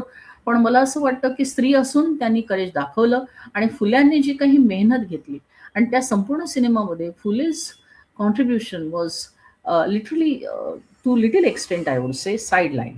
तर दॅट शुड नॉट हॅपन. मला असं वाटतं की फुलेंसारखा एक तरुण मुलगा स्वतःच्या पायावर उभा राहतो, what ever experiences in his childhood which he had in Pune, पण नंतर तो पुढे जाऊन ज्या पद्धतीने विचार करतो, वैचारिकता मांडतो, म्हणजे वेगवेगळ्या मल्टिपल लोकेशन्सवरती ते फाईट करतायत सायमल्टेनियसली, की एकदा वैचारिक ते विचार करतात, त्यानंतर ह्या लोकांचे प्रश्न, त्यानंतर त्या लोकांचे प्रश्न सायमल्टेनियसली मिसेसला शिकवणं, आणि मग ते सगळं फुलेवाडा उभा करणं. Hats off to him and Savitribai. आणि मी असं म्हणेन की I can speak hours together. पण एक आणखी माझ्या लक्षात आलेलं आहे की समहाव 2002ला हे जे पुस्तक आलेलं आहे, selected writings of Jyotirao Phule by G.P. Deshpande, त्याच्यामध्ये I was trying to understand Phule's contribution to working class, to म्हणजे फुले मुंबईत येतात, बऱ्याचशा मुंबईमध्ये फेऱ्या मारतात, का तर शेतकऱ्यांना त्यांना किती प्राबल्य, शेतकऱ्याच्या असूडच्या बाबत मी बोलते. परंतु ह्या पुस्तकामध्ये फुल्यांच्या संदर्भातून किंवा सावित्रीबाई बद्दल फक्त एकच रेफरन्स आलाय, which is very sad I feel, Lata, कुठे गोपी देशपांडेंच्या पुस्तकांमध्ये. आणि मला असं वाटतं की अशा प्रकारे आपल्याला वेगवेगळ्या पद्धतीने दोघांचं कॉन्ट्रीब्युशन इक्वल आहे. On the contrary, I would say that Phule instilled that kind of a very, very strong and forthright personality of a woman, one who comes from a most traditional, conventional patterns, culture मधून जे निर्माण झालेली आहे, त्या बाईला इकडे इतक्या सहजगत्या मोल्ड करणं, which was a bigger task for him, but he did so. आणि म्हणून मला असं वाटतं की आजच्या दिवसाचं महत्त्व ह्या दोघांचं आहे. आणि इथे दिसत नाहीये, पण लता, मी साऊचं मी जसं म्हणाले होते तसं टी शर्ट घातलेलं आहे, because I feel that gives me tremendous energy and that gives me tremendous confidence that a lady could do that those days. Why not we do now at this particular juncture when we are at a very important age of reason, with instrumental rationality and mechanized, let us say, world as far as give and take from the west to east and east to west is concerned. So I'm more privileged in that sense, and so I have more responsibility to do the way Savitribai did. Thank you very much. Enough for today. Thank you. अनेकांना आता तर संपूर्ण पिढ्या सुद्धा इंग्रजी शिकतात आहेत, त्याच्यामुळे अभिनया जे बोलले ते खूप महत्वाचं. आणि तुम्हाला सर्वांनी तुम्ही हे घ्यावं, आपल्या फक्त मनामध्ये नाही, डोक्यामध्ये घ्यावं. अशा पद्धतीने आज अभिनयाने एक वेगळ्या प्रकारचं नॅरेटिव्ह आपल्या समोर ठेवलंय. आणि महात्मा ज्योतिराव फुले आणि सावित्रीबाई फुले यांच्या सहजीवनाच्या संदर्भामध्ये बोलताना तिने एक अतिशय काही महत्वाच्या गोष्टी सांगितल्या, की दोघं एकमेकांना कसे पूरक होते आणि त्या दोघांनी एकमेकांसाठी किती केलं. आणि आजच्या नॅरेटिव्ह मध्ये एखाद्या सिनेमामध्ये महात्मा ज्योतिबा फुले हे तिच्यापेक्षा कमी आहेत असं दाखवलं जाणं, किंवा गोपू देशपांडेंच्या याच्यामध्ये सावित्रीबाईंचा फार उल्लेख न येणं. जाता जाता मी हे पण सांगते की तनिका सरकार आणि सुमित सरकार यांच्या पुस्तकामध्ये सावित्रीबाईंचा बिलकुल, म्हणजे एका ओळीतच उल्लेख करून फक्त 19वे शतक महाराष्ट्रामध्ये सामाजिक सुधारणांच्या नावाने देणं, पण सामाजिक क्रांतीबद्दल काहीही सुमित सरकार आणि तनिका सरकारने न लिहिणं, अशा अनेक गोष्टींच्या बद्दल आपल्याला शोधाशोध करावी लागणार आहे. कारण इतिहास लिहिला जातोय आणि तो इतिहास संपूर्णतः जो बंडखोरीचा इतिहास आहे, ज्याला वारंवार माझ्या तोंडात प्राध्यापक गेल कॉम्बेट यांचं नाव येतं. कारण सर्वात पहिला कल्चरल रिव्होल्ट इन इंडिया याच्याबद्दलचं जर पुस्तक कोणाचं आलं असेल तर वासाहती समाजातील, कोलोनियल समाजामधली बंडखोरी, त्याचा इतिहास लिहिला गेला. हा आपल्याकडे गेल ऑम्बेट आल्या आणि गेल ऑम्बेटने अभ्यास केला, महात्मा ज्योतिराव फुल्यांचा केला, सावित्रीबाईंचा केला, सत्यशोधक समाजाचा केला, ब्राह्मणेतर समाजाने केलेला बंडाचा केला, आणि तिथपासून ते सिटिंग बेगमपुरापर्यंत ते दलित व्हिजन बाबासाहेबांचं इथपर्यंत सगळा जो अभ्यास केला, त्याच्यामध्ये फुले शाहू आंबेडकरांचे क्रांतिकारी विचार मांडले. तर आता प्रोफेसर डॉक्टर अभिनया कांबळेंनी जे ठेवलं त्याचा पुढचा भाग मी घेणार आहे. मी डॉक्टर लता प्रतिभा मधुकर. मी माझी थोडक्यातच ओळख करून देते की मला बहुजन स्त्रीवादी समीक्षक, म्हणजे बहुजन फेमिनिस्ट क्रिटिक म्हणून आज देशामध्ये. मी करू का? हो, कर ना, कर. अभिनया माझी ओळख करून देते थोडक्यात. हॅलो असं- अभिनया. आणि लता प्रतिभा मधुकर ह्यांना मी 1992 पासून ओळखते. इव्हेंच्युअली शी बिकेम माय बेस्ट फ्रेंड, परंतु आमची भांडणं पण होतात आणि आम्ही वैचारिकतेच्या लेवललाच आमची भांडणं होतात. Eventually we come together. This has happen number of times and could be that is the reason we are together. तर कारण आम्ही एकमेकाला इम्पोज करत नाही आणि आम्ही एकमेकाला जे काही बोलतो ते लगेचच स्क्रुटिनी पण करतो, राईट. तर Lata is a very sensible person. I have seen her from 1992 Wien she was residing in SNDT campus.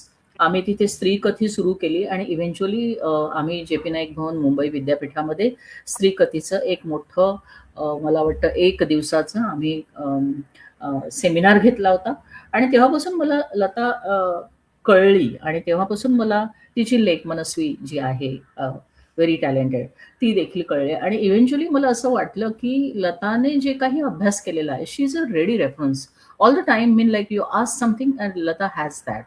तर मला असं वाटतं की लताचं जे ज्ञान आहे ते इतकं प्रबळ आहे, इतकं काय म्हणू त्याला, खूप आहे. मला शब्द मराठीमध्ये येत नाही आहेत, but it is so massive that in a minute, in a spur of moment, she can relate whatever we say or whatever we think. आणि तसं असणं हे इतकं महत्वाचं आहे ह्या घडीला. आणि जेव्हा की आपण गुगलवरती सगळ्या गोष्टी मिळतात, but Lata has that Google in her mind all the time. आणि रेफरन्स देताना देखील तो फार नेमका रेफरन्स, त्याच्यामध्ये केव्हाही चूक नसते. हा माझा नेहमीचा अनुभव आहे आणि त्याच्यातूनच तिने जे काही अभ्यास केलेला आहे, Tata institute of social sciences Hyderabad कॅम्पसमधून तिने PhD केलं आणि फार महत्त्वाचा विषय तिने घेतला PhDला, OBC reservation and also the issues related. I believe it is right Lata. तर अशा प्रकारे Lata is a very important reference at this moment. आणि त्यामुळे मी लताची लेक्चर माझ्या विद्यार्थ्यांसाठी पण ठेवली आणि मी नेहमी रेफर करते की लताला तुम्ही ऐका, कारण she doesn't speak for the sake of. She speak with sense आणि रेलेव्हन्स असेल तरच ती बोलत असते. तर अशा प्रकारे लताचं ज्ञान आपल्याला सातत्याने मिळत राहतं आणि मला माझ्यासारख्याला रिमाइंडर मिळतं. आणि मला असं झालं की लताशी बोलायला लागले की मला छानपैकी मराठी येतं आणि लताशी बोलत नसले की I go back to my okay process, right. तर अशा प्रकारे आपण आज देखील लताच्या ह्या ज्ञानाचा आनंद घेणार आहोत, especially when she is going to talk about Savitribai Jyotirao Phule आणि त्यांचं जे काही कॉन्ट्रीब्युशन आहे समाजामध्ये. Thank you Lata. To see you over here under the sarvahara and बहुजन संघटक. हो, आणि बहुजन संघटक बरोबर बहुजन स्त्री कथी आणि सर्वहारा विमेन्स कलेक्टिव्ह असं आपण तिन्ही संयुक्त विद्यमाने आपण केलेलं आहे. आणि कारण बहुजन स्त्री कथी पण डिजिटल ऍक्टिव्ह आहे आता सध्या. युट्यूबवर पण आहेत आपले व्हिडिओज. आणि बहुजन संघटक आणि बहुजन स्त्री कथी मिळून अनेक खूप चांगले इंटरव्ह्यूज आणि आपण अशा पद्धतीने आणलेले आहेत समोर. थँक्यू अभिनया.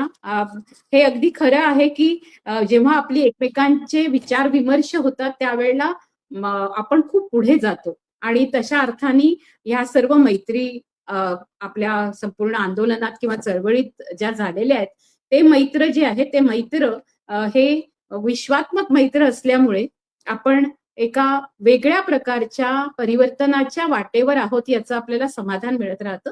तर आज मी जे बोलणार आहे ते वैश्विकच आधार घेत सावित्रीबाईंवर बोलणार आहे. माझा विषय आहे की तुम्हाला माहित असलेल्या 3 व्यक्ती दडलेल्या आहेत सावित्रीबाईंमध्ये, म्हणून मी त्या 3 व्यक्तींची नावं टाकलेली आहे माझ्या विषयात. की सावित्रीबाईंमध्येच मलाला आहे, सावित्रीबाईंमध्येच फ्लॉरेन्स नायटिंगेल आहे आणि सावित्रीबाईंमध्येच मदर टेरेसा आहे. पण आपल्या असंही लक्षात येतं की सावित्रीबाई आणि ज्योतिबा फुले यांच्यासारख्या स्त्री पुरुष सहजीवनाचं जर मॉडेल शोधायला गेलो तर मला पहिल्यांदा वाटायचं, जेव्हा ते 24 वर्ष तुरुंगात होते नेल्सन मंडेला, त्यावेळेला मला वाटायचं, पण मग नंतर नेल्सन मंडेला आणि विनी मंडेला यांचं पण सहजीवन तुटलं. तर मी खूप शोधायला लागले, पूर्ण जगभरामध्ये मी अशी सहजीवनाची उदाहरणं शोधली. त्यावेळेला मला सहजीवनाच्या उदाहरणामध्ये खूपच कमी असे दाखले मिळाले असतील जागतिक पातळीवर. एखाद्या पुरुषाने संपूर्णतः आपलं आयुष्य हे आपल्या सहचारिणी सोबत सामाजिक कार्यासाठी वाहणं आणि सामाजिक कार्य म्हणजे सुधारणा नाही, तर सामाजिक क्रांतीसाठी वाहणं.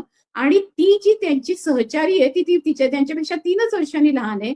बरोबरीच्या नात्याने ती उभी तर राहतेच, पण फुले गेल्यावर जो समाज त्या काळामध्ये नवरा गेल्यानंतर विधवेचं केशवपन करत होता, असा उच्चवर्णीय समाज, तथाकथित ब्राह्मणी उच्चवर्णीय समाजामध्ये ज्या पद्धतीने स्त्रियांना सती जावं लागत होतं नवरा मेल्यानंतर, त्या काळामध्ये सावित्रीबाई पूर्णतः नवरा मेल्यानंतर सार्वजनिक सत्यशोधक धर्माचं काम करतात. आपल्या अंगावर पूर्ण सत्यशोधक समाजाची धुरा घेतात. एवढंच नव्हे तर प्लेग झाल्यानंतर त्या संपूर्ण साथीमध्ये स्वतः काम करतात आणि स्वतःला लोटून देतात. म्हणून मी आज तुमच्याशी या सगळ्या त्यांच्या कार्याबद्दल बोलता बोलता तुम्हाला अशा व्यक्तित्वांची ओळख करते, ज्या आत्ताच्या आधुनिक काळातल्या म्हणून तुम्हाला माहिती आहे, किंवा आधीच्या सर्वात अगदी सेवाभावी म्हटलं की पहिलं नाव आपण फ्लॉरेन्स नायटिंगेलचं घेतो, तर आपण त्या तुलनेमध्ये आता सावित्रीबाई फुलेंना बघूया. एकीकडे सहजीवनाचं पूर्णतः जगामधलं रेअरेस्ट उदाहरण म्हणून आपण महात्मा ज्योतिबा फुले आणि सावित्रीबाई फुले यांना 19व्या शतकामध्ये बघतो. आणि दुसरं उदाहरण म्हणजे दुसरं त्यांना आपण प्रतीक मानतो ते म्हणजे एकमेकांच्या सोबतीने संवाद करणं. सहजीवन तर आहे, पण संवाद आहे. संवाद कसा आहे तर ती शिकायला जाते आहे आणि ती शिकून आल्यानंतर तिच्या संपूर्ण कार्यामध्ये कुठेही महात्मा ज्योतिबा फुले लुडबुड करत नाही. एक शाळा काढल्यानंतर ते पुढे जातात. इथे बोलता बोलता अजून एक गोष्ट सांगते. मगाशी उल्लेख झाला स्वप्ना लांडे यांच्या स्वतःच्या पत्रामध्ये. तर आपण नेहमी 1 जानेवारी 1848 ही तारीख आपण घेतो आणि ती खूप महत्वाची आहे, कारण त्या दिवशी आपल्या सर्वांसाठी, विशेषतः स्त्रियांसाठी शाळा उघडली, त्याच्यानंतर शूद्रांसाठी शाळा उघडली. आणि त्याचा उल्लेख करता करता आजकाल एक नॅरेटिव्ह पेरलं जात आहे. खाली मोठ्या अक्षरात ओळ येते, भिडेवाड्यामध्ये शाळा उघडली. हा जो भिडेवाडा आहे हा दगडूशेठ हलवाई जो गणपती आहे त्याच्या समोर आहे. दगडूशेठ हलवाई याच्या समोर असंख्य मोठ्या प्रमाणामध्ये स्त्रिया एकत्र येतात आणि दरवर्षी अथर्व शीर्ष म्हणतात आणि गणपतीमध्ये तिथे मोठी गर्दी होते. पण तो जो भिडेवाडा आहे त्या भिडेवाड्याला भिडेवाडा म्हणून लोकांनी ब्राह्मणांच्या वाड्यामध्ये फुलेंनी शाळा काढली होती असं जे सांगितलं जातं. ती 1848 साली शाळा काढल्यानंतर 1 वर्षानंतरच ती शाळा बंद पाडण्यात आली. सनातन्यांनी त्या शाळेतून महात्मा ज्योतिबा फुले, सावित्रीबाई फुले यांना हाकलून लावण्यासाठी असंख्य प्रयत्न केले. भिडेंना धमक्या दिल्या. त्याच्यामुळे भिड्यांनी पण तो वाडा सोडण्यासाठी त्यांना सांगितलं. आणि ते सोडल्यानंतर एक खूप महत्वाची गोष्ट आपल्या लक्षात आली पाहिजे की त्यावेळेला उस्मान शेख यांनी आपलं राहतं घर महात्मा ज्योतिबा फुले आणि सावित्रीबाई फुलेंना दिलं. त्यांच्या जातीतल्या पण नातेवाईकांनी त्यावेळेला नाकारलं. त्यांच्यावर दबाव आणला गेला. ब्राह्मणांनी सांगितलं की तुमच्या मुलांना, तुमच्या घरच्या कोणी पण प्रेताला आम्ही अग्नी देऊ देणार नाही, स्मशानामध्ये हे करणार नाही, आम्ही तुमच्या घरात झालेल्या मुलाचं संस्कार, नामकरण करणार नाही, अशा पद्धतीचे दबाव आणत त्यांनी ज्या पद्धतीने संपूर्ण नाक आणि तोंड बंद करायचं ठरवलं सगळ्या माळी समाजाचं, ओबीसी समाजाचं, अशा वेळेला महात्मा ज्योतिराव फुले आणि सावित्रीबाई फुले उभे राहतात आणि दोघं मिळून उस्मान शेख त्यांना मदत करतात. आणि नंतर आपल्याला माहिती आहे की फातिमा शेखांच्या संदर्भामध्ये उल्लेख आहेत की नाही, सावित्रीबाईंच्या पत्रामध्ये त्यांचा उल्लेख मिळतो. पण जर हिंदू, मुस्लिम, ख्रिस्त या ऐक्याचं जर आपल्याला कुठे प्रतीक आढळत असेल तर ते सावित्रीबाई फुले आणि ज्योतिबा फुले यांच्या जीवनात आहे. म्हणजे फातिमा शेख ही त्यांची मैत्रीण होते. सिंथिया फेरार त्यांना शिकवते, मिशेल बाई त्यांना शिकवतात. या सर्वांच्या सोबतीने सावित्रीबाई राहतात. आणि दुसरीकडे एवढं असताना आपल्या शाळेमध्ये म्हणजे असं म्हणत नाहीत की माझ्या बरोबर फक्त, आमच्या बरोबर फक्त कारण तुम्ही शूद्र लोकांना शिकू दिलं नाही तर आम्ही फक्त शूद्र स्त्रियांना शिकवू, असं ते म्हणत नाही. तर त्या ब्राह्मण स्त्रियांना सुद्धा, ब्राह्मण मुलींना वेगळी शाळा नव्हती नेटिव्ह लोकांनी काढलेली ही पहिली शाळा. आणि त्याच्यामध्ये ज्या वेळेला पुण्यातल्या ज्या बायका तिथे जायला लागल्या, शिकायला लागल्या, त्याच्यामध्ये आपल्याला सरस्वती गोवंडेंचं नाव दिसतं. नंतर आपल्याला जी यशवंताची आई आहे विधवा काशीबाई, तिची जी केस झाली आणि तिची केस खूप गाजली, तर आपल्याला काशीबाई दिसते. आपल्याला या काही जणी ब्राह्मण मुली या इतर मुलींबरोबर एकाच जाजमावर बसून, जसं फक्त हळदी कुंकूच नाही, एका जाजमावर बसून, एका जागेमध्ये बसून शिकत होत्या. हा एवढा मोठा एक मोठा पट सावित्रीबाईंनी केला. आज आपल्याला असं लक्षात येतं की शिक्षण कोणाला द्यायचं, कोणाला नाही द्यायचं असं स्वीकारून महाराष्ट्र सरकार जवळपास तळागाळातल्या 80,000 जिल्हा परिषदेच्या, महानगरपालिकेच्या शाळा पूर्ण बंद करून टाकतं. अशा वेळेला ज्यांनी शाळा सुरू केली त्या सावित्रीबाई आणि महात्मा ज्योतिबा फुलेंचं कार्य ते उखडून टाकत आहे, हे लक्षात घ्या. हे एक फक्त नॅरेटिव्ह पेरणं नाहीये, तर नॅरेटिव्ह पेरत पेरत संपूर्णतः जो तळागाळातला शूद्रातिशूद्र समाज आणि स्त्रिया जाग्या झाल्यात, त्यांचे जागे झाल्यानंतर आज त्या आकाशाला गवसणी घालायला लागल्या. म्हणजे कल्पना चावला ही कुठूनही तथाकथित उच्चवर्णीयातून येत नाही, तिने तिथे आकाशाला काय अंतराळाला गवसणी घातलेली आहे. अशा पद्धतीने स्त्रियांना पंख फुटले. पंछी बनू उडती फिरू मस्त गगन में, आज मैं आजाद हूँ दुनिया की चमन में. हे जे गाणं आहे ते जणू काही सावित्रीबाईंनी आपल्याला दिलेलं आहे. आपल्याला पंख दिलेत, आपल्याला उडायची ताकद दिली. उडताना ताकद दिल्यानंतर आपल्याला आकाशाला गवसणी घालूच, पण आपण अंतराळात जाऊ अशा पद्धतीची उमेद दिली. असं हे जोडपं आहे. आणि या जोडप्याच्या चरणी आपण नमन केलं, वंदन केलं. अशा पद्धतीने त्यांचं फक्त गौरवीकरण करत नाहीयेत आपण म्हणतोय की खरा मार्ग काय आहे. तर त्या जसं म्हणत होत्या की शिक्षणाने मनुष्यत्व येतं आणि पशुत्व हटतं. तर पशुत्व हटण्याचा जो विचार आहे, म्हणजे हिंसाचार, बलात्कार, नराधम बनणं, बलात्काऱ्यांना सोडून देणं, त्यांना मिठ्या मारणं आणि खरे जे बिलकुल अत्याचारी नाहीत असे सोनम वांगचुक पासून ते ओमर खलीद पासून लोकांना शिक्षा देऊन तुरुंगात ठेवणं, भीमा कोरेगावच्यासाठी तिथे वंदना करायलाही जे लोक गेले नाहीत त्यांना तुरुंगामध्ये टाकून देणं आणि भीमा कोरेगावला समर्थन देणाऱ्यांना टाकून देणं, किंवा समतेच्या वाटेनं मी खणकावीत पैंजण, तू खणकावीत पैंजण यावं असं म्हणणारा शंतनू कांबळे त्याला अटक करणं, ह्या ज्या सगळ्या गोष्टी आत्ताच्या काळात घडतात आहे, किंवा रोहित वेमुलाची आत्महत्या घडणं, या सगळ्या गोष्टी आपल्या लक्षात असं येतं की महात्मा ज्योतिराव फुले आणि सावित्रीबाई फुले पासून ते राजर्षी शाहू पासून, पेरियार पासून, आंबेडकरांपासून, नारायण गुरु,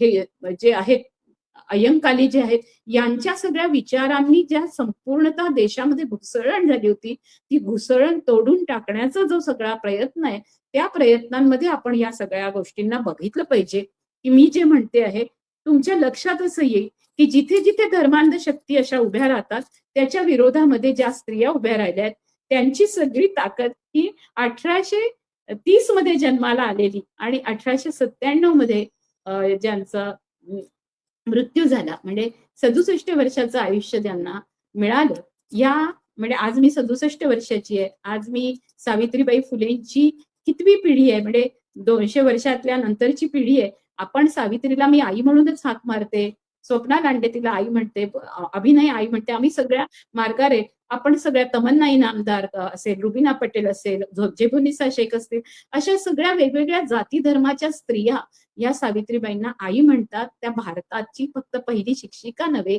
तर मातृत्वाची पूर्ण संकल्पनाच बदलून टाकली. तुम्हाला तुमच्या गर्भातून मूल येण्याची गरज नाहीये. तुम्ही माता तेव्हा होऊ शकता जेव्हा तुम्ही इतक्या लोकांना संस्कारित करता, इतक्या लोकांना तुम्ही अतिशय उत्तम वाटेवर लावता, तुम्ही त्यांचं पशुत्व हटवता आणि तुम्ही त्यांना मनुष्यत्व देता. म्हणून सावित्रीबाई फुले ही खूप महत्वाची ठरते. मदर टेरेसाला मदर का म्हणतात, तर मदर टेरेसाला मदर याच्याकरता म्हणतात की अनेक अनाथांचा तिने सांभाळ केला. आणि इथे सावित्रीबाई फुलेंनी काय केलं, बाल हत्या प्रतिबंध गृह काढलं. स्वप्ना लांडेच्या पत्रामध्ये त्याचा उल्लेख आहे, आपल्या संपूर्ण चरित्रामध्ये वारंवार उल्लेख येतो. कुठेही अशी घटना घडलेली नाहीये. ती घटना भारतामध्ये घडली, ती म्हणजे इथे या आणि सुखरूप बाळंत व्हा. काय होत होतं त्या काळात, त्या काळामध्ये असं घडत होतं की ब्राह्मण बायका ज्या होत्या, ज्या विधवा झालेल्या असतील, लहान मुलीशी लग्न करून टाकायचे, बालजरठ विवाह होत होते. सर्वात जास्त त्या काळामध्ये 19व्या शतकामध्ये जर कोणी पीडित, अज्ञानी आणि दुःखी आणि ज्यांच्यावर हिंसाचार होत होता तो तथाकथित उच्चवर्णीय आणि ब्राह्मण बायकांवर होत होता. आणि या ब्राह्मण स्त्रियांना त्यांच्या सगळ्या दुःखातून, चिखलातून बाहेर काढण्यासाठी काही समाज सुधारक आले, पण त्यांनी काय म्हटलं, आम्ही कुठे वेदांना, मनुस्मृतीला हात लावणार नाही. पण फुलेंनी म्हटलं हे वेद, हे मनुस्मृतीच तुला अज्ञानात ठेवतात आहे बाई.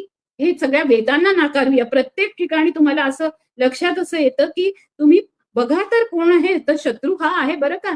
या वेदांमध्ये असं सांगितलंय, या ब्राह्मण ग्रंथांमध्ये सांगितलंय, या ब्राह्मणांच्या कसबमध्ये सांगितलंय, ही संपूर्ण गुलामगिरी आहे. ही गुलामगिरी नाकारली पाहिजे. ही गुलामगिरी फक्त इंग्रजांनी लादलेली वासाहतिकवाली गुलामगिरी नाही, तर आपल्या देशातली सांस्कृतिक गुलामगिरी आहे. म्हणून महात्मा ज्योतिराव फुले जेव्हा गुलामगिरी ग्रंथ लिहितात आणि स्वतः सावित्रीबाई फुले त्या संपूर्ण विचारांच्या सोबतीने त्यांच्या सहचारिणीच नाहीयेत, तर त्या आपण जसं म्हणतो की एका संघटनेमधल्या सहकारी कार्यकर्त्या आहेत, सहविचारक आहेत आणि सहप्रचारक आहेत. म्हणून आपल्या लक्षात असं येतं की सावित्रीबाई ही जेव्हा सर्वांची आई होते, तेव्हा ती मदर टेरेसाच्या सारखी सर्वांची आई झालेली आहे. म्हणून सावित्री आई आपण तिला म्हणतो. तर मदर टेरेसाच्या खूप आधी आपल्या देशामध्ये बालहत्या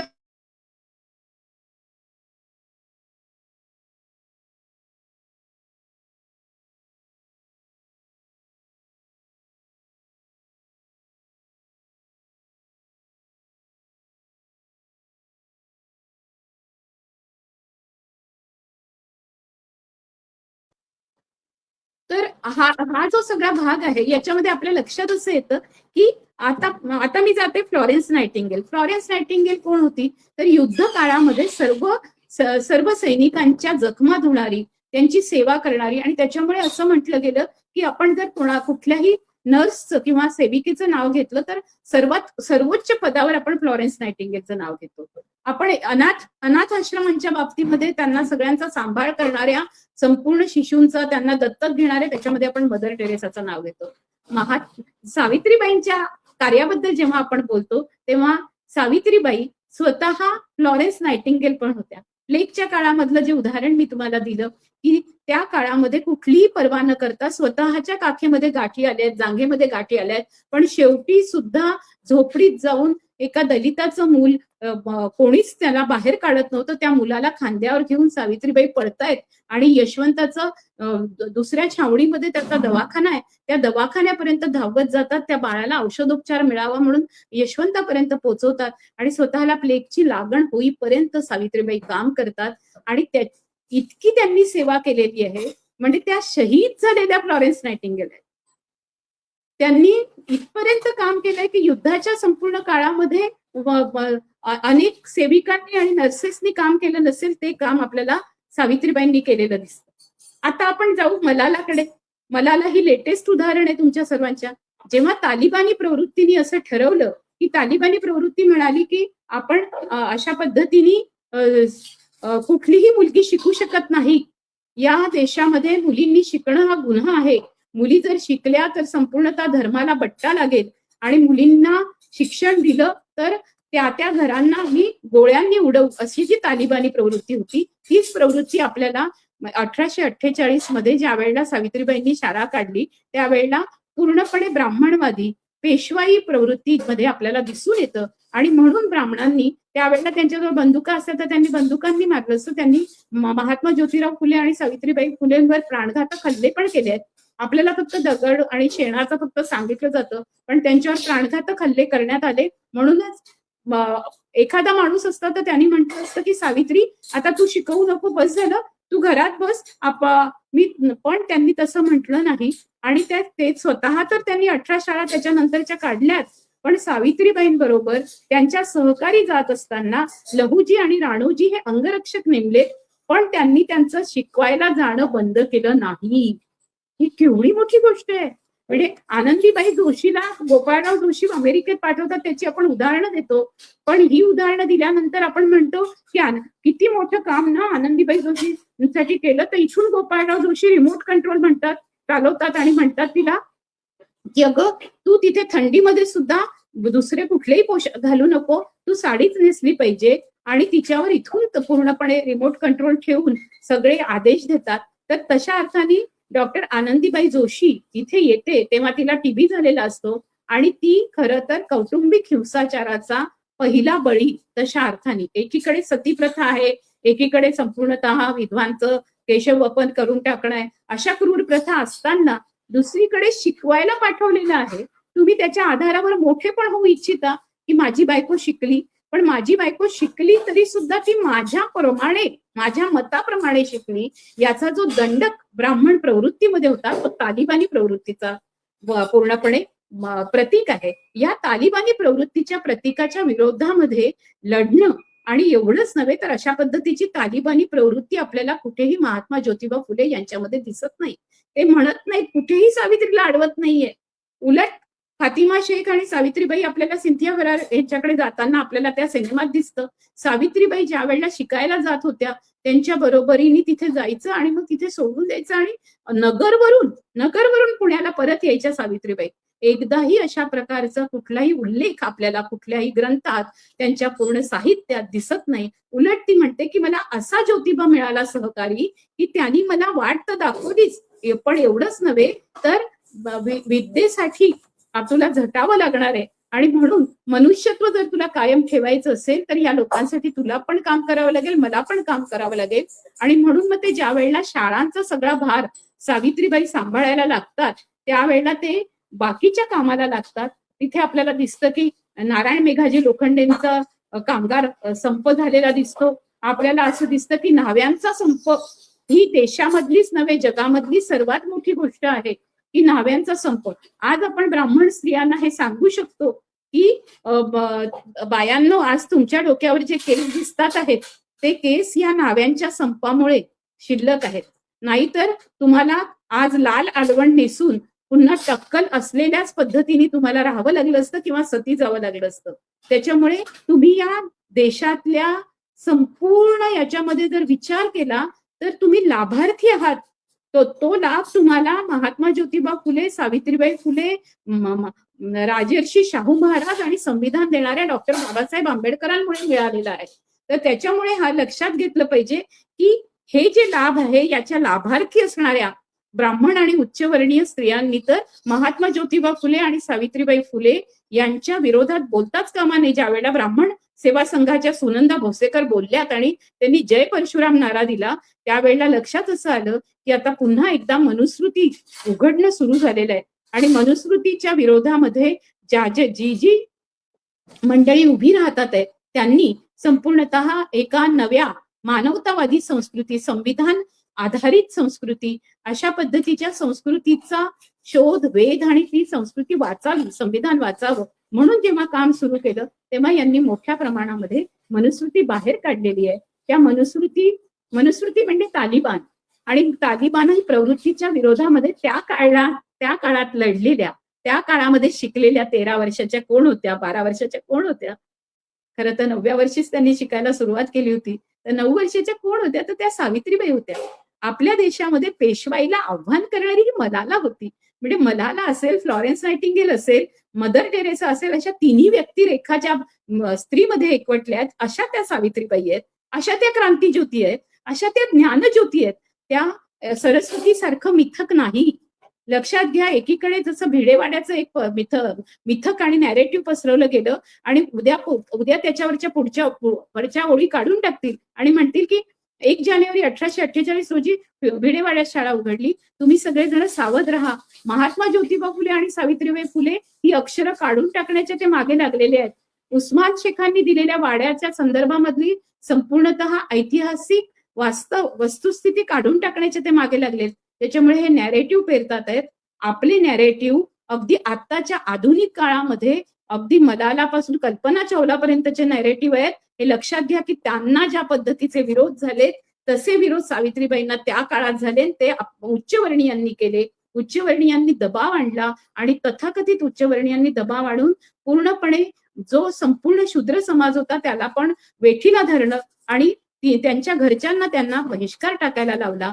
पण न्हाव्यांचा हा जो संप झाला त्या न्हाव्यांच्या संपामध्ये एक गोष्ट, लोक आपल्या पोटासाठी संप करतात, पण न्हाव्यांनी आपल्या पोटासाठी संप केला नाही तर ब्राह्मण स्त्रियांच्या अस्मितेच्या रक्षणासाठी संप केला की आम्ही ब्राह्मण स्त्रियांना विद्रूप करणार नाही, त्यांचं आम्ही केशवपन करणार नाही. तथाकथित उच्चवर्णीय स्त्री तिचा नवरा मेल्यानंतर जर केशवपन करून लाल आलवणात ठेवते तर आम्ही सगळे न्हावी, म्हणजे त्यांनी स्वतःच्या पोटा पाण्याचा धंदा बंद केला, त्या दिवशी त्यांनी आपली रोजीरोटी बंद केली आणि ती रोजीरोटी बंद करून अशा पद्धतीचा संप जो घडवून आणला, तो संप मला वाटतं जागतिक पातळीवर खूप महत्वाचा आहे. कारण असा संप जगाच्या पाठीवर कुठेच झाला नाहीये.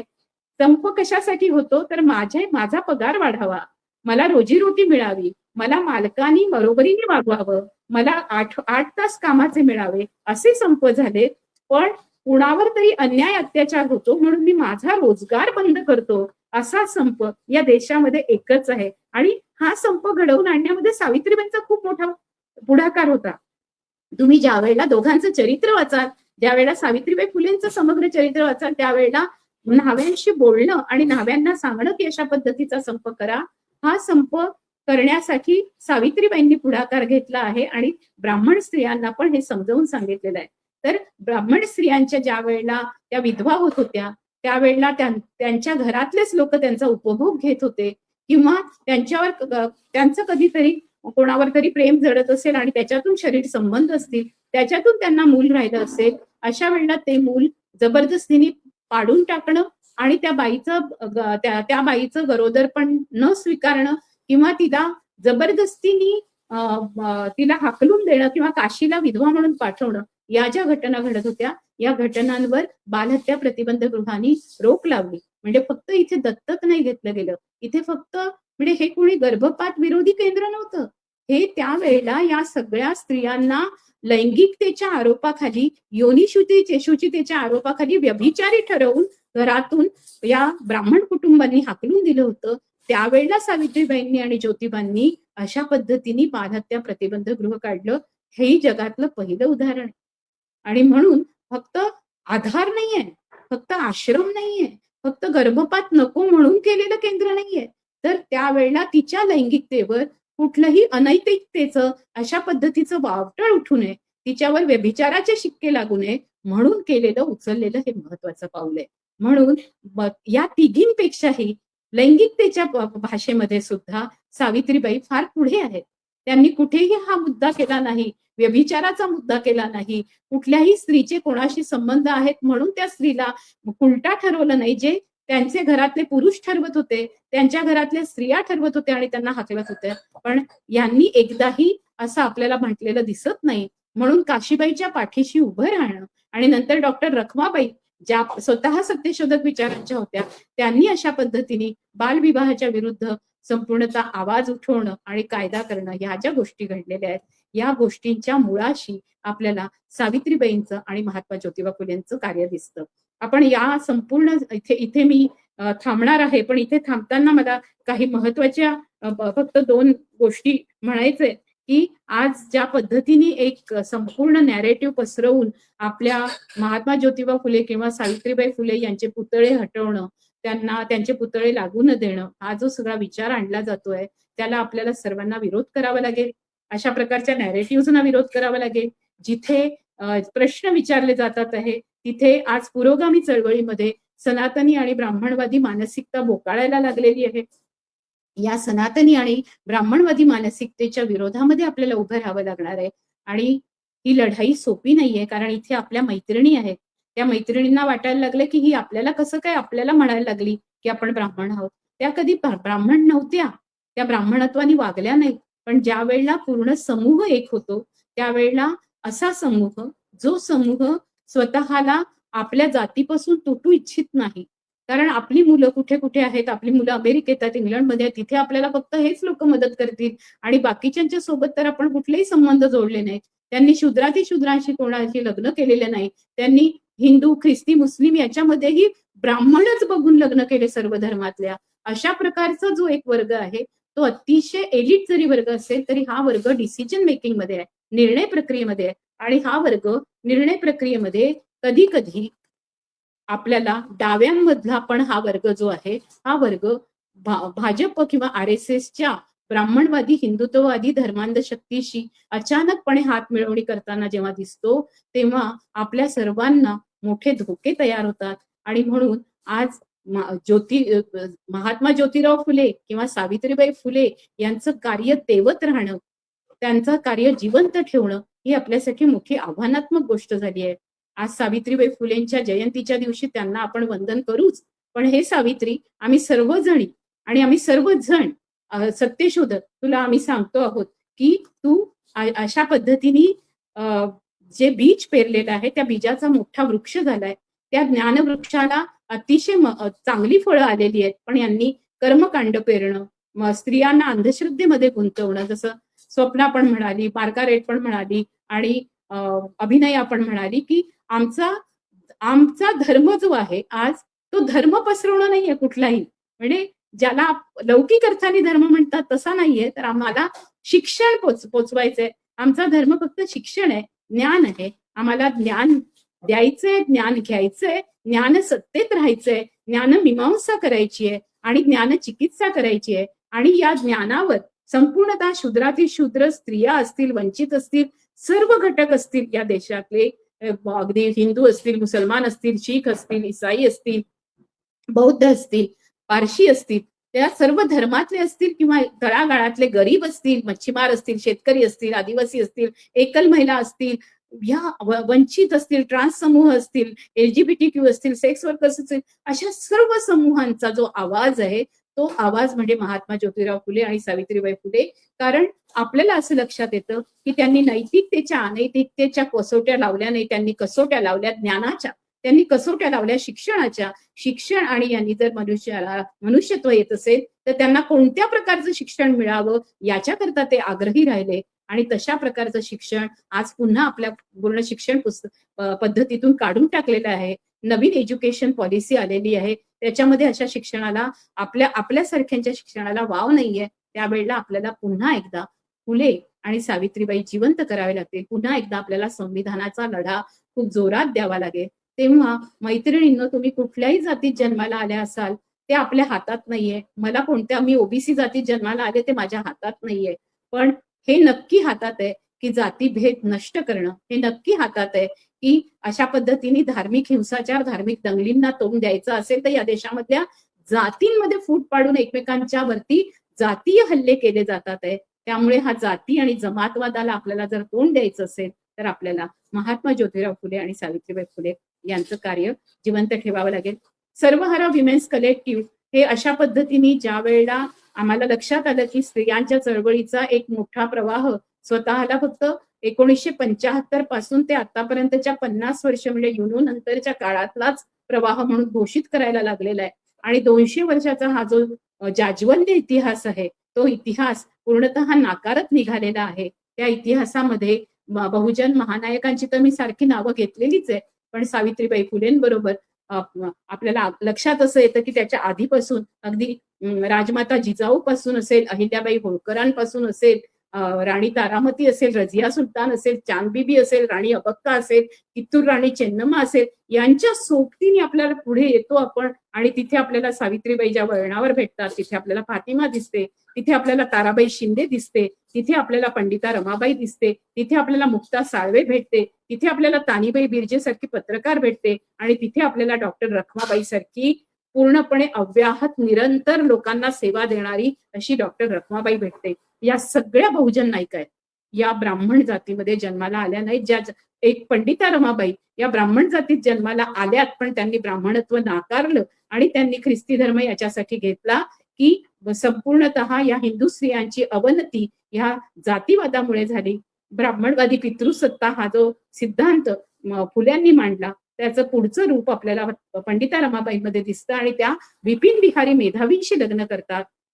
अशा प्रकारचा जो इतिहास आहे तो इतिहास आपण हळूहळू या 9 तारखेपर्यंत आपलं सत्र चालेल त्याच्यामध्ये आपण समजून घेऊया. विविध लोकांना, वक्त्यांना आपण बोलवतोय. मला बहुजन संघटक, बहुजन स्त्रीकथी आणि सर्वहारा विमेन्स कलेक्टिव्हनी बोलण्याची संधी दिली म्हणून मी इथे थांबते. 2 तास बरोबर आपले झालेले आहेत. 2 तासाचा आपला वेळ होता आणि 2 तास 1 मिनिट 27 सेकंद झालेले आहेत. मी इथे थांबते. सर्वांना जय भीम, जय ज्योती, जय सावित्री, जय फातिमा, जय शाहू, जय सत्यशोधक, उलगुलान हुल जोहार, जय संविधान आणि सबरंगी सलाम. जिंदाबाद.